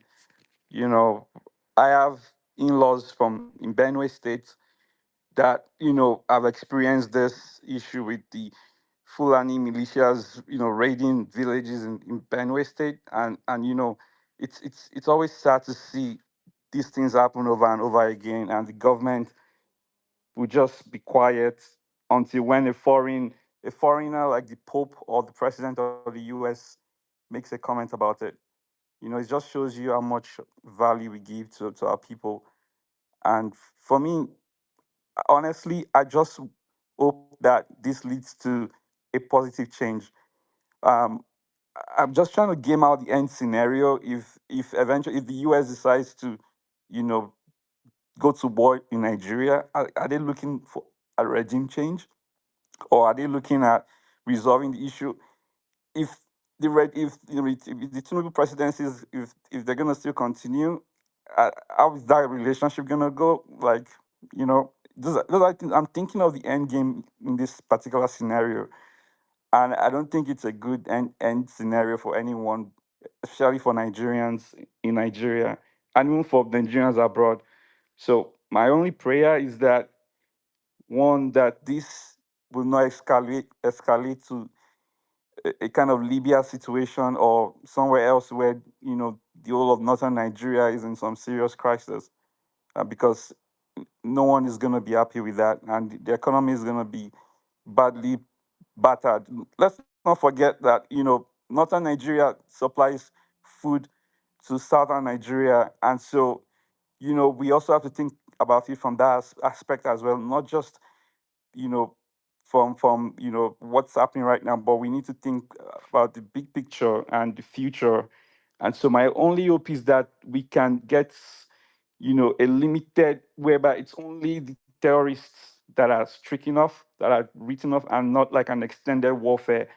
um, but for me personally, I support what's going to happen. It's well overdue. I'm really grateful that the US is beaming light on this issue. Governments, both parties, PDP, APC, they've not been able to prefer a proper solution. So yeah, if it takes the white man to come and help us figure it out, I do support that, honestly speaking. Um, and yeah, and I really appreciate all these previous speakers that have spoken about this. It shows that we're engaging. I think Twitter is such a powerful platform, because if you think about it, I mean, at the moment I saw a lot of US right wing figures on Twitter tweeting about this issue with the Benue pastor, that video, I knew that something was going to come out of it. And, it shows how powerful social media is. And so all those videos coming from Nigeria is not just ending up in Nigeria, it's going international. And we need to always continue to, lobby the right people to help us out of the situation we are currently in. And I yield back. Thank you very much. Thank you. Thank you very much, Mr. Peter, for your submission. I'll go to John Amadi. John, you have my good morning, sir.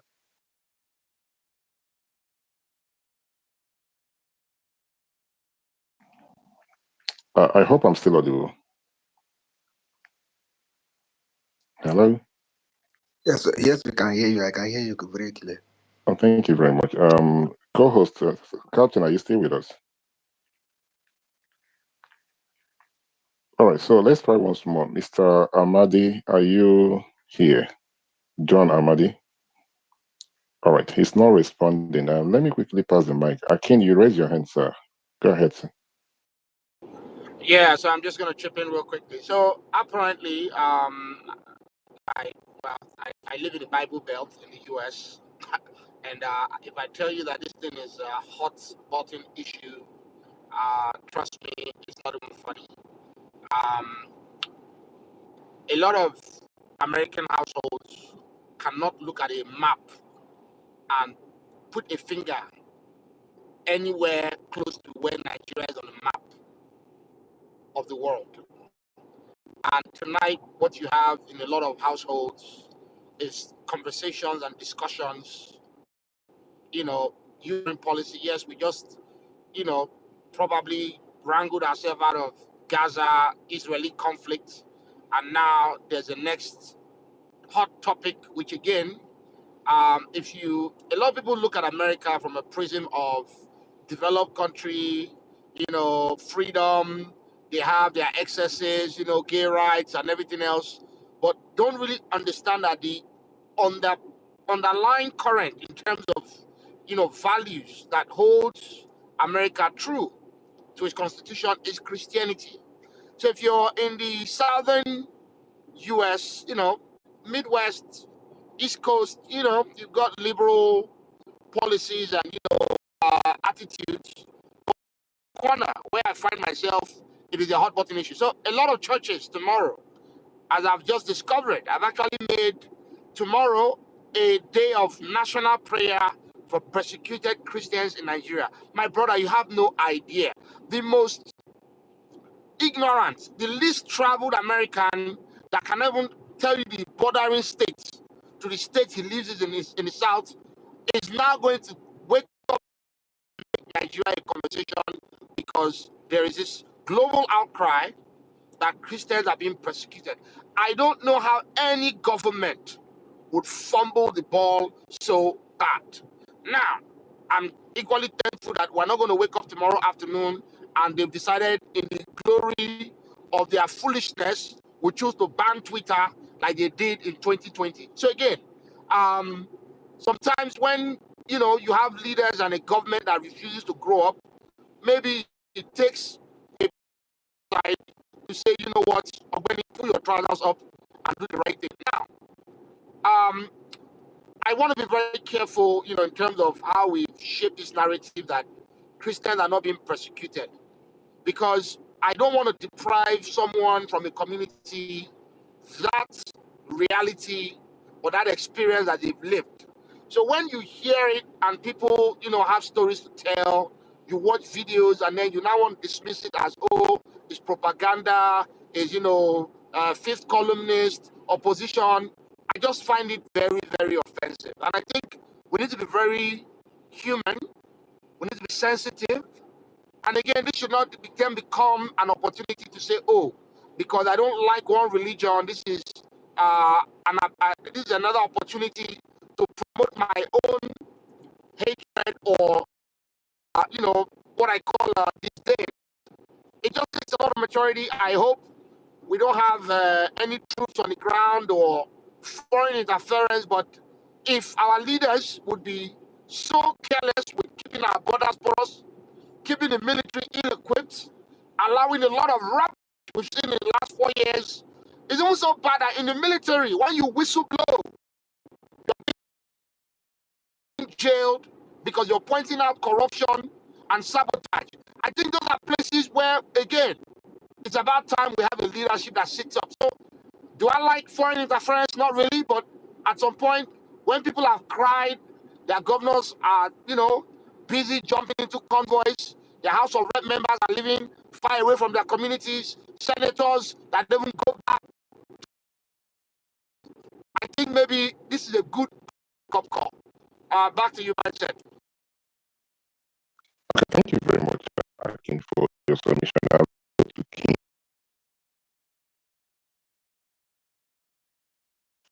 Good morning, Mindset, and everybody that are listening and that have spoken. On the subject, yesterday I talked on this subject and I said the United States will never send their military. I guess I will have to take my word back on that. Now, the first thing, is it the right thing or is it a good thing for Nigeria or something like that? It's absolutely wrong. And it's so wrong on so many levels that we can't, I don't think we have enough time to even discuss all the ways that it is wrong. Not the ways that it could go wrong, but all the ways that it's actually wrong. Now, when the United States look to the east, they see Russia projecting power. The current administration seems to be obsessed with trying to project power. They want some military action, even if they've campaigned, the administration One of the reasons they won the election is that they campaigned that they would not be involved or start any foreign wars. So they are not necessarily going to put boots on the ground. In that case, they're just going to bomb something like the way they did in Iran a few months ago. Now, if they decide to do that in Nigeria, based on all the things they've been saying, they will likely want to target the people who sponsors the terrorists. And these people could be anywhere. So they could say this is a decapitation strike, and they will strike Kaduna. It might not be people here think maybe they will probably bomb the terrorists in some bush. And if those people, the terror sponsors, if they are truly in Nigeria, if they are smart, they will be hiding in places that no one would suspect. And if the United States have the information of where these people are, that's where they probably gonna target. So it could be in Enugu. So if someone from Enugu is on this timeline, say, oh, it's a good thing because they will help us. Well, maybe the people funding the terrorists, maybe they are in Calabar, Lagos, because I'm sure they will not be hiding in Sambisa forest because because they are probably the bureaucratic branch of the terrorist organization. So it's important to understand that fact. So it's wrong because it won't go the way we would expect it to go if they are following what has been happening since the beginning of this current administration. When Israel bombed Qatar, well, the Hamas leadership, they were not there.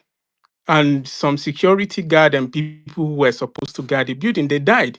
So it's not gonna go the way. So they have all the information. What information? The same Ted Cruz that on Tucker Carlson doesn't know the population of Iran, the country he wanted the United States to bomb. He didn't know. He quoted the Bible without knowing which book of the Bible he was quoting. Recently he said China is engaged in a 1,000-year war with the United States when the United States is barely 250 years old. So we need to look at these things and not fool ourselves and jump from frying pan to fire. That's probably what is going to end up if they decide to take kinetic action.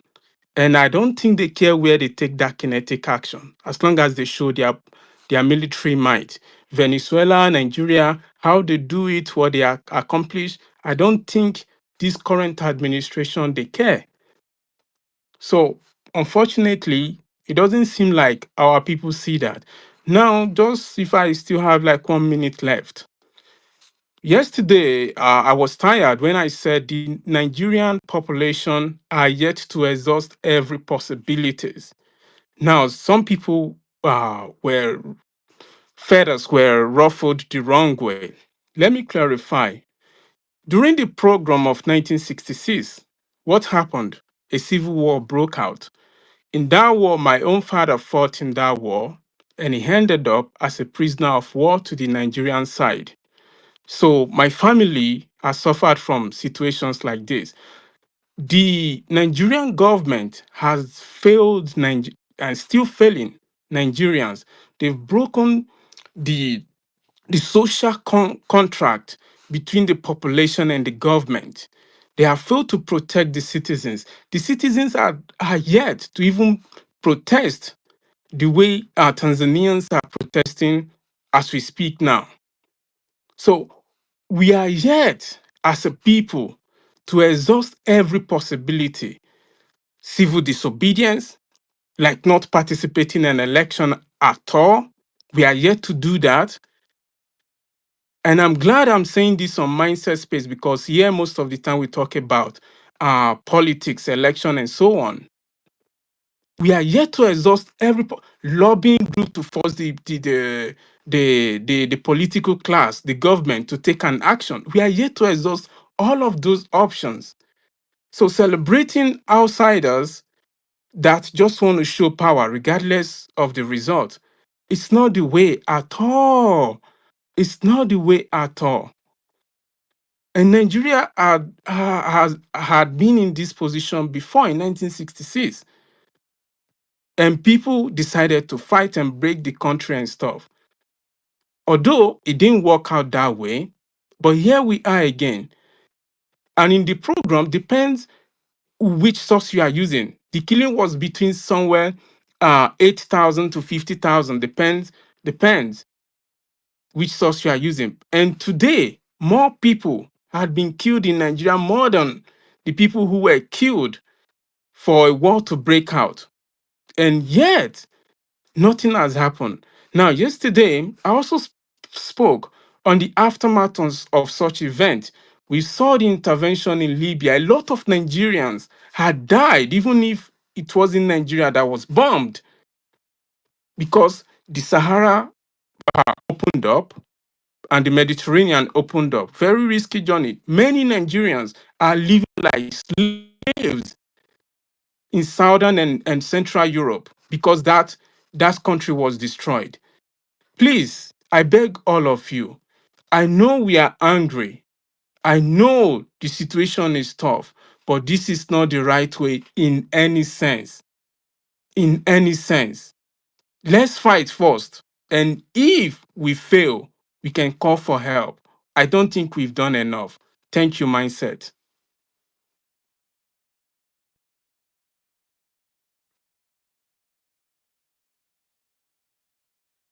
All right, thank you very much. Sorry, thank you very much, Mr. King, for your submission. Let's quickly go to Johnson. Johnson, you have the mic. So good morning.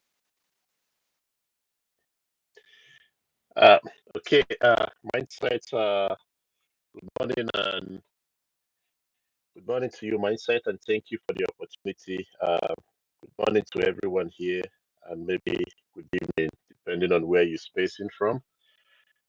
Let me just start by apologizing. I am just recovering from cold, so my voice might be a little bit cracky, so I apologize for that.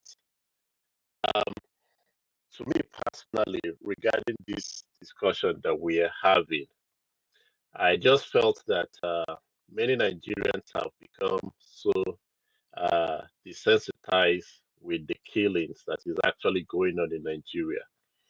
I have lived or witnessed that experience personally. You know, I grew up in a Plateau State, just to be precise.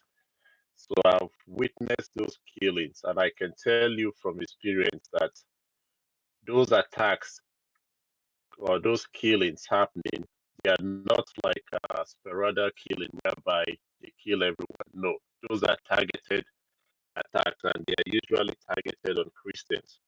So, is there a Christian genocide? Well, I will leave that for all of us to decide, but I can tell you from experience that in such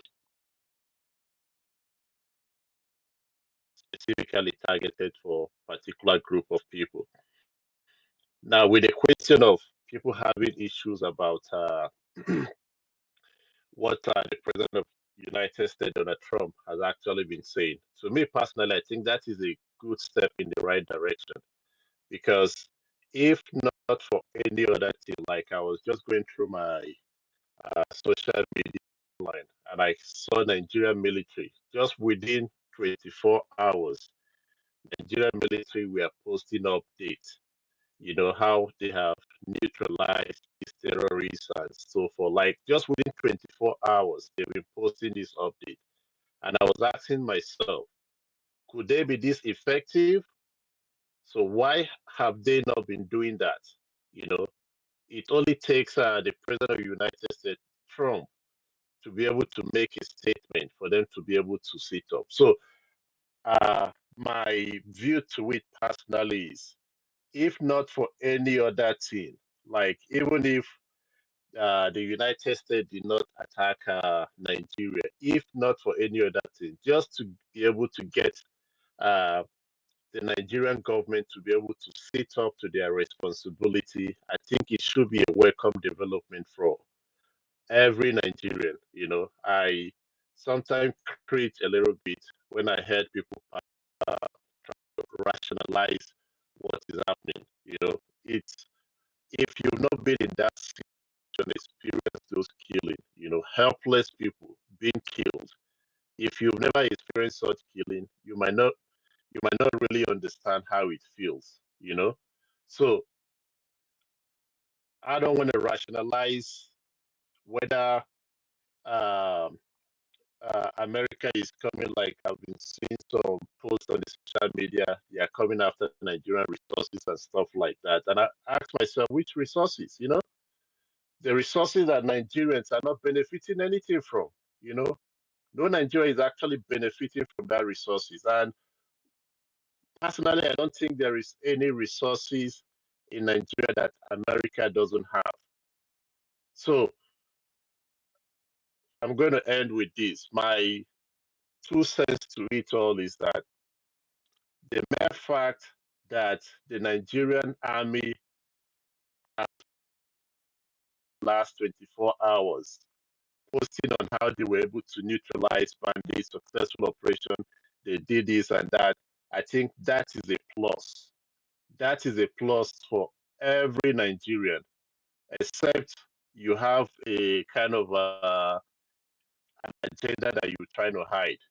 You know, just the mere fact of getting Nigeria, like, who even cares if Muslims are being killed?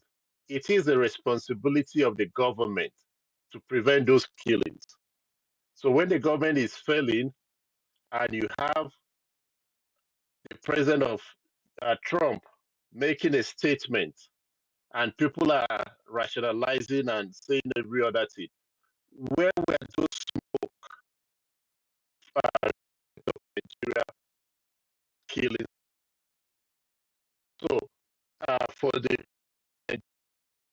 seriousness and for us to be able to take them seriously, they have to start making sure that some of these killings that we are witnessing and seeing every day, they have to start prosecuting those terrorists. No more giving amnesty. I don't know why they say repentant terrorists, like we've been hearing.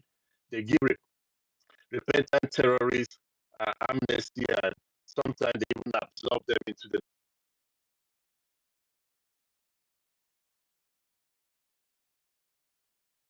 repentant terrorist that is there.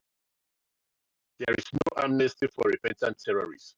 Those terrorists should be held accountable. Like, where are the convictions? Even if they are not being killed, they should be prosecuted and put life in jail, and not the one that maybe they give them amnesty or you see them riding their bikes everywhere, you know, carrying a gun, AK-47 and other ammunition.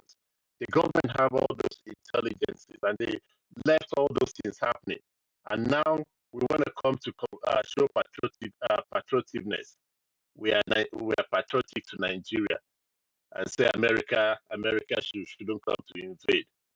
No, the lives of Nigerians matters. Every Nigerian, regardless of Christian or Muslim, and it's the responsibility of the government to protect every of those lives. That is the bottom line.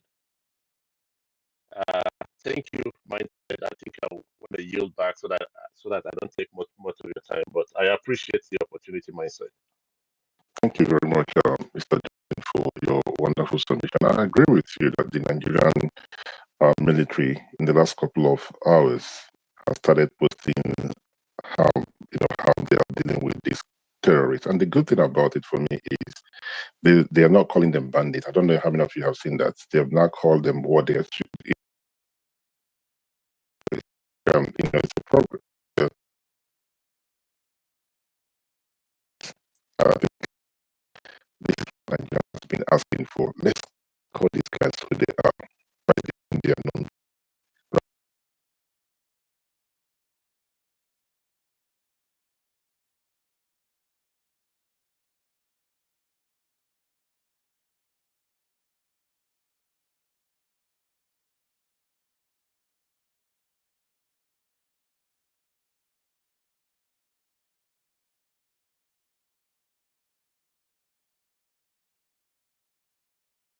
We have a lot of problems.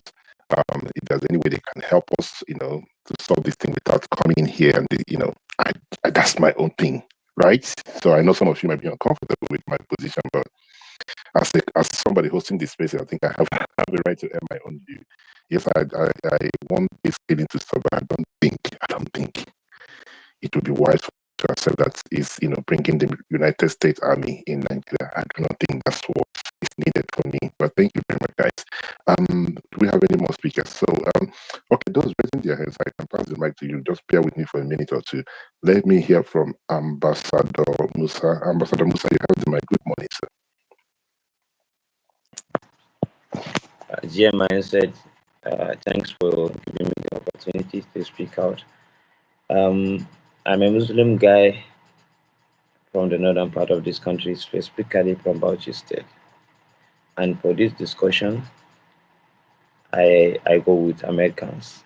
To be honest, I'm happy that Donald Trump made that statement because I study my first degree program at University of Maiduguri, where I witnessed the killings of Boko Haram with my own eye. What I could remember, which I will not forget, that I lost my roommate, a Christian guy. He's my friend. When he is coming back from Christmas break, the Boko Haram attacked them in the road and killed hundreds of them. So this incident, I will not forget it. And the problems we have in this country is our politicians. Because me and you believe that this Boko Haram or bandit or any kind of terrorists in Nigeria, they cannot supply their medic, their foods, their guns with themselves. There must be a sponsors, and those sponsors, they must be, they may be anyone in this country.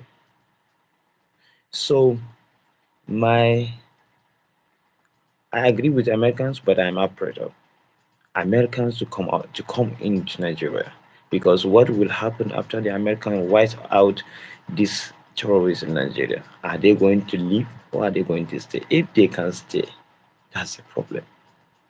But to be honest, the government can pull Boko Haram for how many years? Since from 2009 up to date. And now there is banding, there is planning enhancement, there is this and that. The government cannot do with this. So if the American can come and wipe out this terrorism, Nigeria will be great again. We will be happy about that. Can you imagine somewhere like Zampara, Sokoto, or Kebbi, the terrorists, I can call them the terrorists, these bandits, they are doing whatsoever they want. They can even come to the village or to the town to negotiate to the people. And the government is seeing, the army are seeing, and they don't take any actions. So it is good for Americans to come to Nigeria and take the necessary actions on these terrorisms. It is not about, the statement is somehow, it is not about killing the Christians in Nigeria. These terrorism are killing everyone, are killing both Muslim and Christian. Nobody is happy about these terrorisms. We want them go. We want them to be wiped out. That's what I'm going to say. Thanks, myself, for giving me the opportunity to speak. Thank you very much, Ambassador Musa, for your submission. But before I pass the mic to you, we have a new speaker here.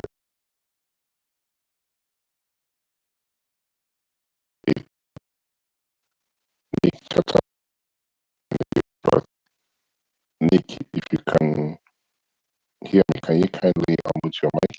You have the mic, sir. Good morning. Yes, I can hear you. Thank you very much, and good morning to everyone. I'm speaking to you from Abuja, Nigeria, where there is no power supply, so the whole place is dark.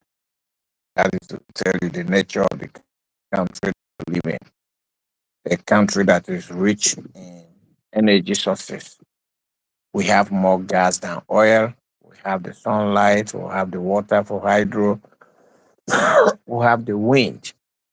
We even have the land for biomass. Yet, this is the capital city of a country of 200 million people. There's no electricity. As basic as that is. And because there's lack of electricity, it then means that the economy is really very small. And because the economy is small, it's not able to create enough jobs for the young people of Nigeria. And because we have a lot of idle young people around the country, they are easily taken into criminality because a man who is hungry is willing to do anything for food. So these are some of the basic things that we have leaders. They come into office for 4 years, for 8 years, they meet 5,000 megawatts of electricity. After 8 years, they leave 5,000 megawatts of electricity for us. In comparison, if you look at a place like Qatar, 3 million people, 9,000. So 9,000 megawatts. Qatar is supplying sorry, Mr. Nick. Sorry to interject, please. I know you're making a very important. You're making sense in what you're trying to say, but I want us to stick to this particular topic, if that's okay with you, sir. Yeah, I was coming to that. So let me come back to the point. So the point I'm raising here is number one. We have been mixing up, even the speakers in this forum, they have been mixing up banditry and terrorism. They're not the same. Maybe clarify it so that everybody will know what's happening. A bandit is like an armed robber. They are out to make money from whoever. You can be a Christian, you can be a Muslim, you may be an atheist, you may be a humanist. For them, they don't care. They just want to make money so that they can buy arms, so that they can buy drugs, they can spend and do all of that. So they attack anybody. They are in for it's like an economic crime. They just want money. So that is banditry. Then we have terrorists. Terrorists are ideological. They have an ideology and they go out to pursue that ideology. And we have terrorists in Nigeria who are against Christians. So when we say, Muslims are also being attacked, just like Christians, we're mixing the whole thing up. I don't know whether it is deliberately or it is out of ignorance. The bandits are attacking everybody. The terrorists are targeting Christians. I'll give you examples. Look at Owo. These terrorists got into Owo. Owo is a sprawling city. Incidentally, that's where I served. I served in Ondo State. So I know Owo. Owo's got banks. It got all other economic institutions. They didn't go there. They went straight to the church and they killed dozens of worshippers in the church, terrorizing even those who survived. And they left Owo. If anybody tells me that is not Christians being targeted, then how else can Christians be targeted? Because if these guys got into a war and they attacked banks, they attacked maybe even security institutions, they attacked everywhere they wanted to attack, including the church, then you can say yes. They just came and the church happened to be part of the collateral damage. No, they came into a war. They attacked only that church and they left. I am from Benue State. They come into Benue. Benue also has a Muslim population. Oh, it's not much, but it's there. They will never go to a mosque and attack a mosque in a place like Benue. They go to churches, and when they attack the churches, they kill the priests, they kill the worshippers, they depart. This is the modus operandi of the terrorists in Nigeria. I don't know why people are just talking about, Muslims are also being killed. In fact, there's one of the speakers said, if Christians are being killed and Muslims are being killed, then what the hell are we talking about? Is it not therefore that it's a religious thing? But even at that, is there any story anywhere in Nigeria today, as we have it, where Christians have gone to burn a mosque? But these people who are burning churches and they are killing Christians are of the Muslim, they are of Islam. Like one of the Muslims said, he doesn't believe in it. Islam doesn't agree to violence. But we can't take the fact away that these guys are not Christians killing Christians. They are Muslims killing Christians. So how can we then try to minimize the issue and try to cover it up with some sort of grammar, right? Having said that, you will now notice that even in the north, Borno State, it's got a large population of Christians. Adamawa State, there's a large population of Christians. Plateau State, all of those states.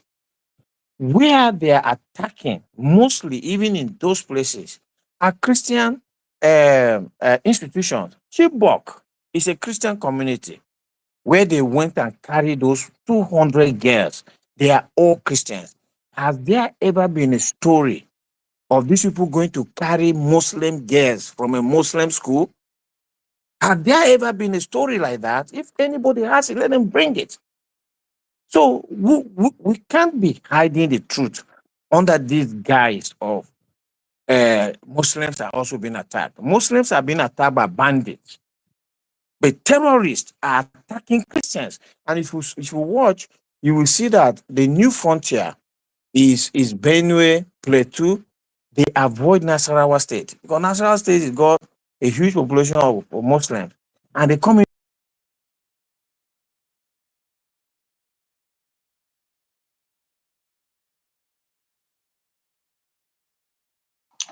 All right, so we've lost Mr. Nick. Balanda, you raise your hand. Please go ahead quickly so I can pass the mic to the next person. I did, and over the last time couldn't get it. I've noticed, or I have been observing, well, not observing, but listening in, and I've heard people speak, and I'm kind of like worried. I'm worried that the issue is going to be politicized, and it shouldn't really be. It is not what Trump decided on. I mean, is it scary? Yes, it is. Right? But we also know that when it comes to the military weaponry, it's the biggest, almost one of the most sophisticated in the world. So if they have checked and know where these people are, it's likely to be one of those strikes where, you know, damage. But what's disturbing about it is the fact that people are making an argument. They've been on for years, for decades, right? And I remember reading a report in 2018 from a member of the House of Lords in the UK, where they came on a fact-finding mission, and they because the Nigerian government of the time kept on saying that the killings were as a result of herder-farmer clashes. So they went and they observed, they connected people on the ground, they got the data that they need. This is not, you know, the book a journey through from outside the US through the belt. It's not that. This is different. They are killing people. Ever provocation. When did that become okay? Right? People make that out of cattle rustlers. Right? So they kill your cow, you kill them. Right? The government continues to mollycoddle them instead of taking decisive action. That they have not had government to give the government more time. As far as I know, when people voted in Buhari, it was over a decade ago, so 10 years thereabouts. And in that time, instead of it getting better, it's actually, we were often told that there's a new terrorist group join. I read the I have access to, and I'm thinking to myself, heck, why is the government not doing anything? They don't even mention. It doesn't matter to them that people have died. So on one hand, I really want Trump, right, to do Trump, and basically do something. But I don't understand where the breaking point. It's not about, yes, it is about Christians being targeted, but even you as a Muslim, my dad was a Muslim, and I would have those conversations, and we were finding places where places where we kind of were on the same page. And I know human lives should be valued, right? These people are not valuing you.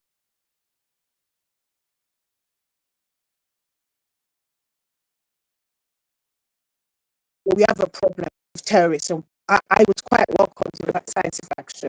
Thank you, mindset, and have a good day.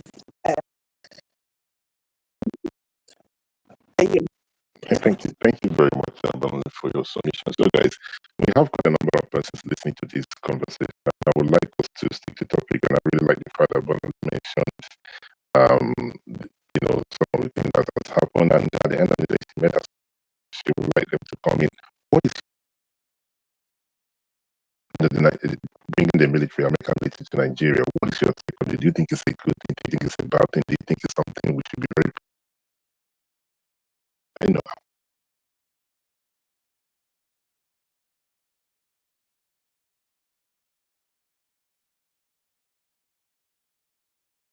We don't know what's going to happen in the next minute. We don't know what's going to happen. Maybe we'll start hearing about what will happen. So, what is your take on this? I want us to speak to that if that's okay with everybody, please. On that note, Sadiq, you have the mic quickly. No, I just wanted to change something just a minute.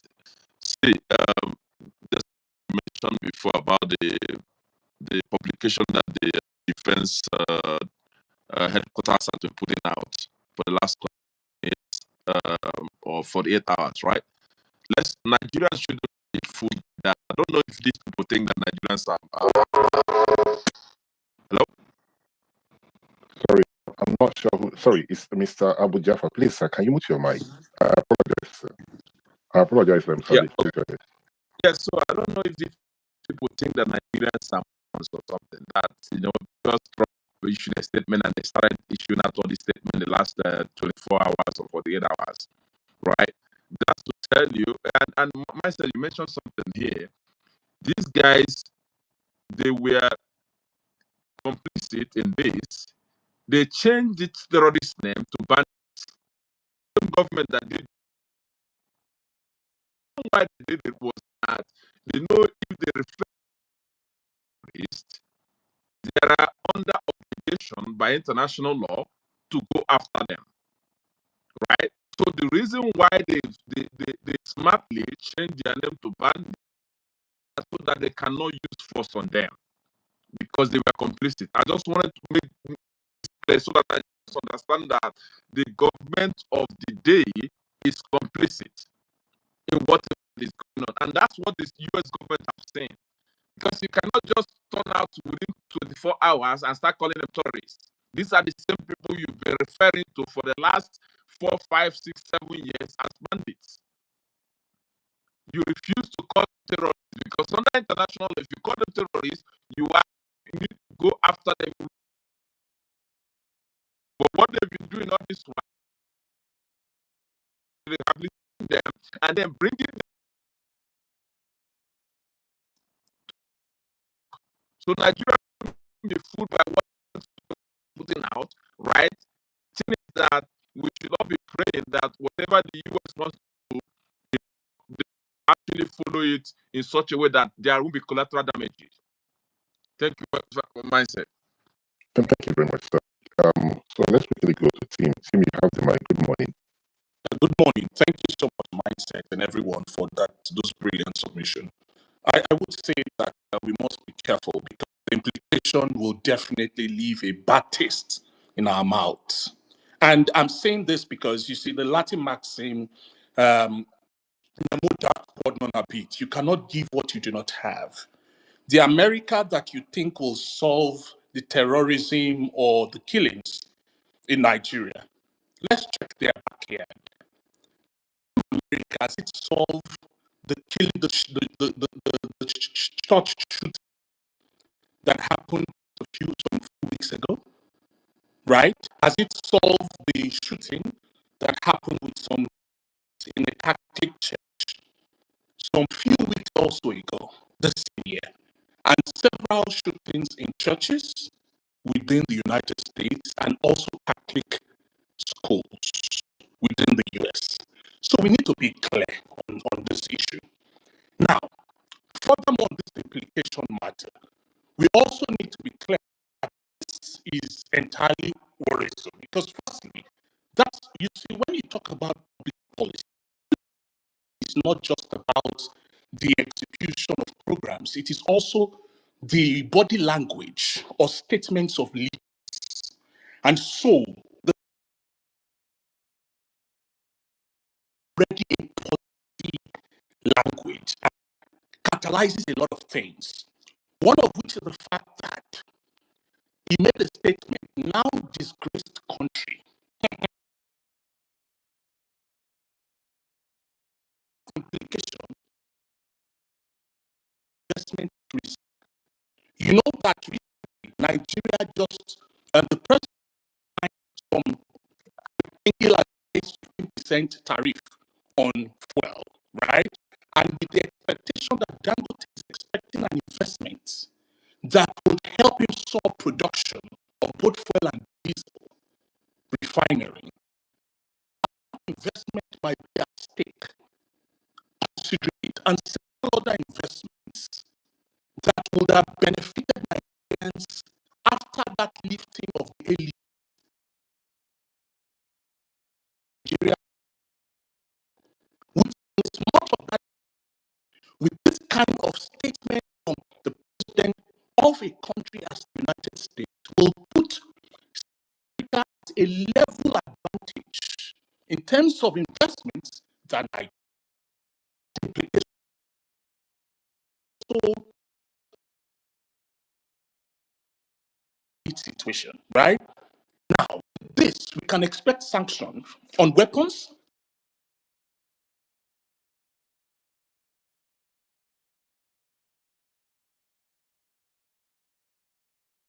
Much of his aides,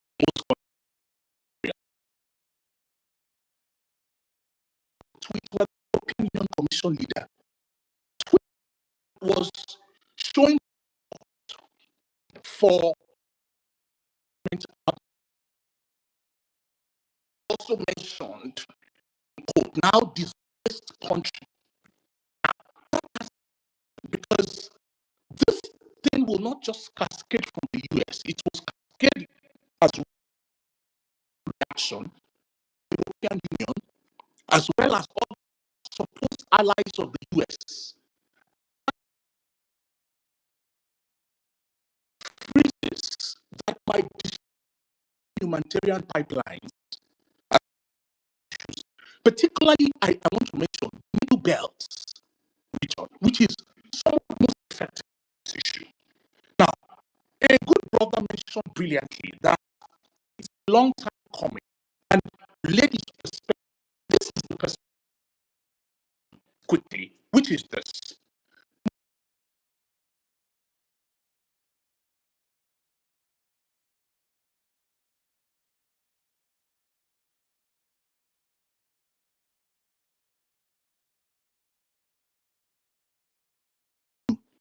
You only put powder. So we're working already on a powdered foundation. Does not give this current the necessary able to dialogue on this key issue as it is. So the problem is not just an issue we need to just, it's also a governance issue. And they have the implication to restructure the tickets even for next election. But recommendation. And before that, sadly, there's nobody in the team regime, say it with my both chest, with the reputation to approve US situation. A delegation to the president to dissuade this narrative. Professor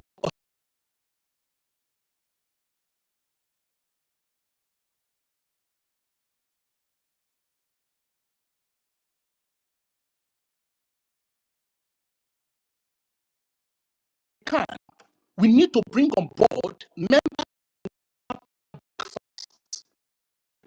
of Chris Oyelome, members of breakfast side to do better, because some of those narratives to that issue of religion by my brother, religious intolerance by presenting framework that is based on candidates from a particular religion in a country that is multi-ethnic and multi-religious. That's yes, killing of Christians in Nigeria, and also Muslims, nationalists, but the solution state. This will see things that we can never imagine. I close my case. Thank you very much for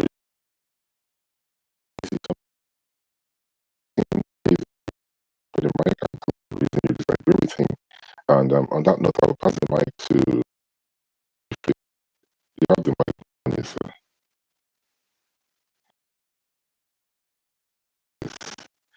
I'm still audible. Yes, my but Okay. please, station your and raise up your hand and speak.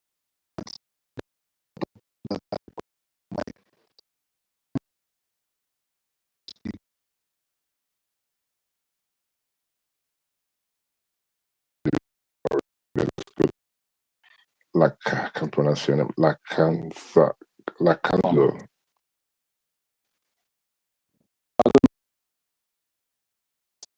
For you to chime in. So I've had a lot of comments made on in regards to the new other things I will say. But let me say this. I think it's very important for us to key into the fact that Donald Trump is foxy, he's unpredictable, and when he says something, even if it's for the sheer ego of personal ego, I think he would definitely follow through with that. So this is no jokes. Donald is serious, and no means should our leadership think this is same old. This is really a new order of things. So having said that, I also want to point out the fact that this has been a long time coming, and just like everything else in Nigeria, we normalize things that otherwise are unacceptable in certain climes. And it's just, really troubling how much I've said this repeatedly whenever I had my chance to echo, send my voice on spaces. I find it totally not just reprehensible, but believe me, so perplexing and matter of fact, bamboozled by the sheer nonchalance and indifference shown by our leadership. These killings, these crimes, these genocide, whatever you deem to call it, is going on for way too long. And to be very honest,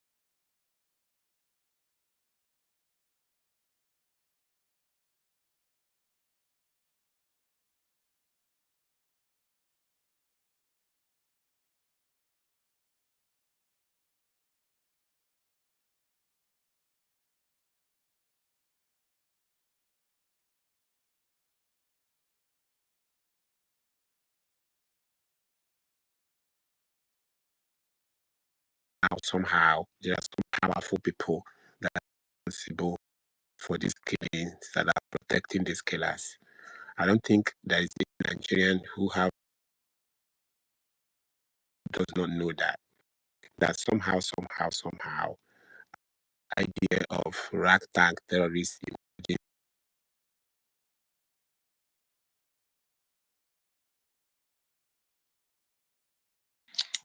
All right, I'm not sure what to say.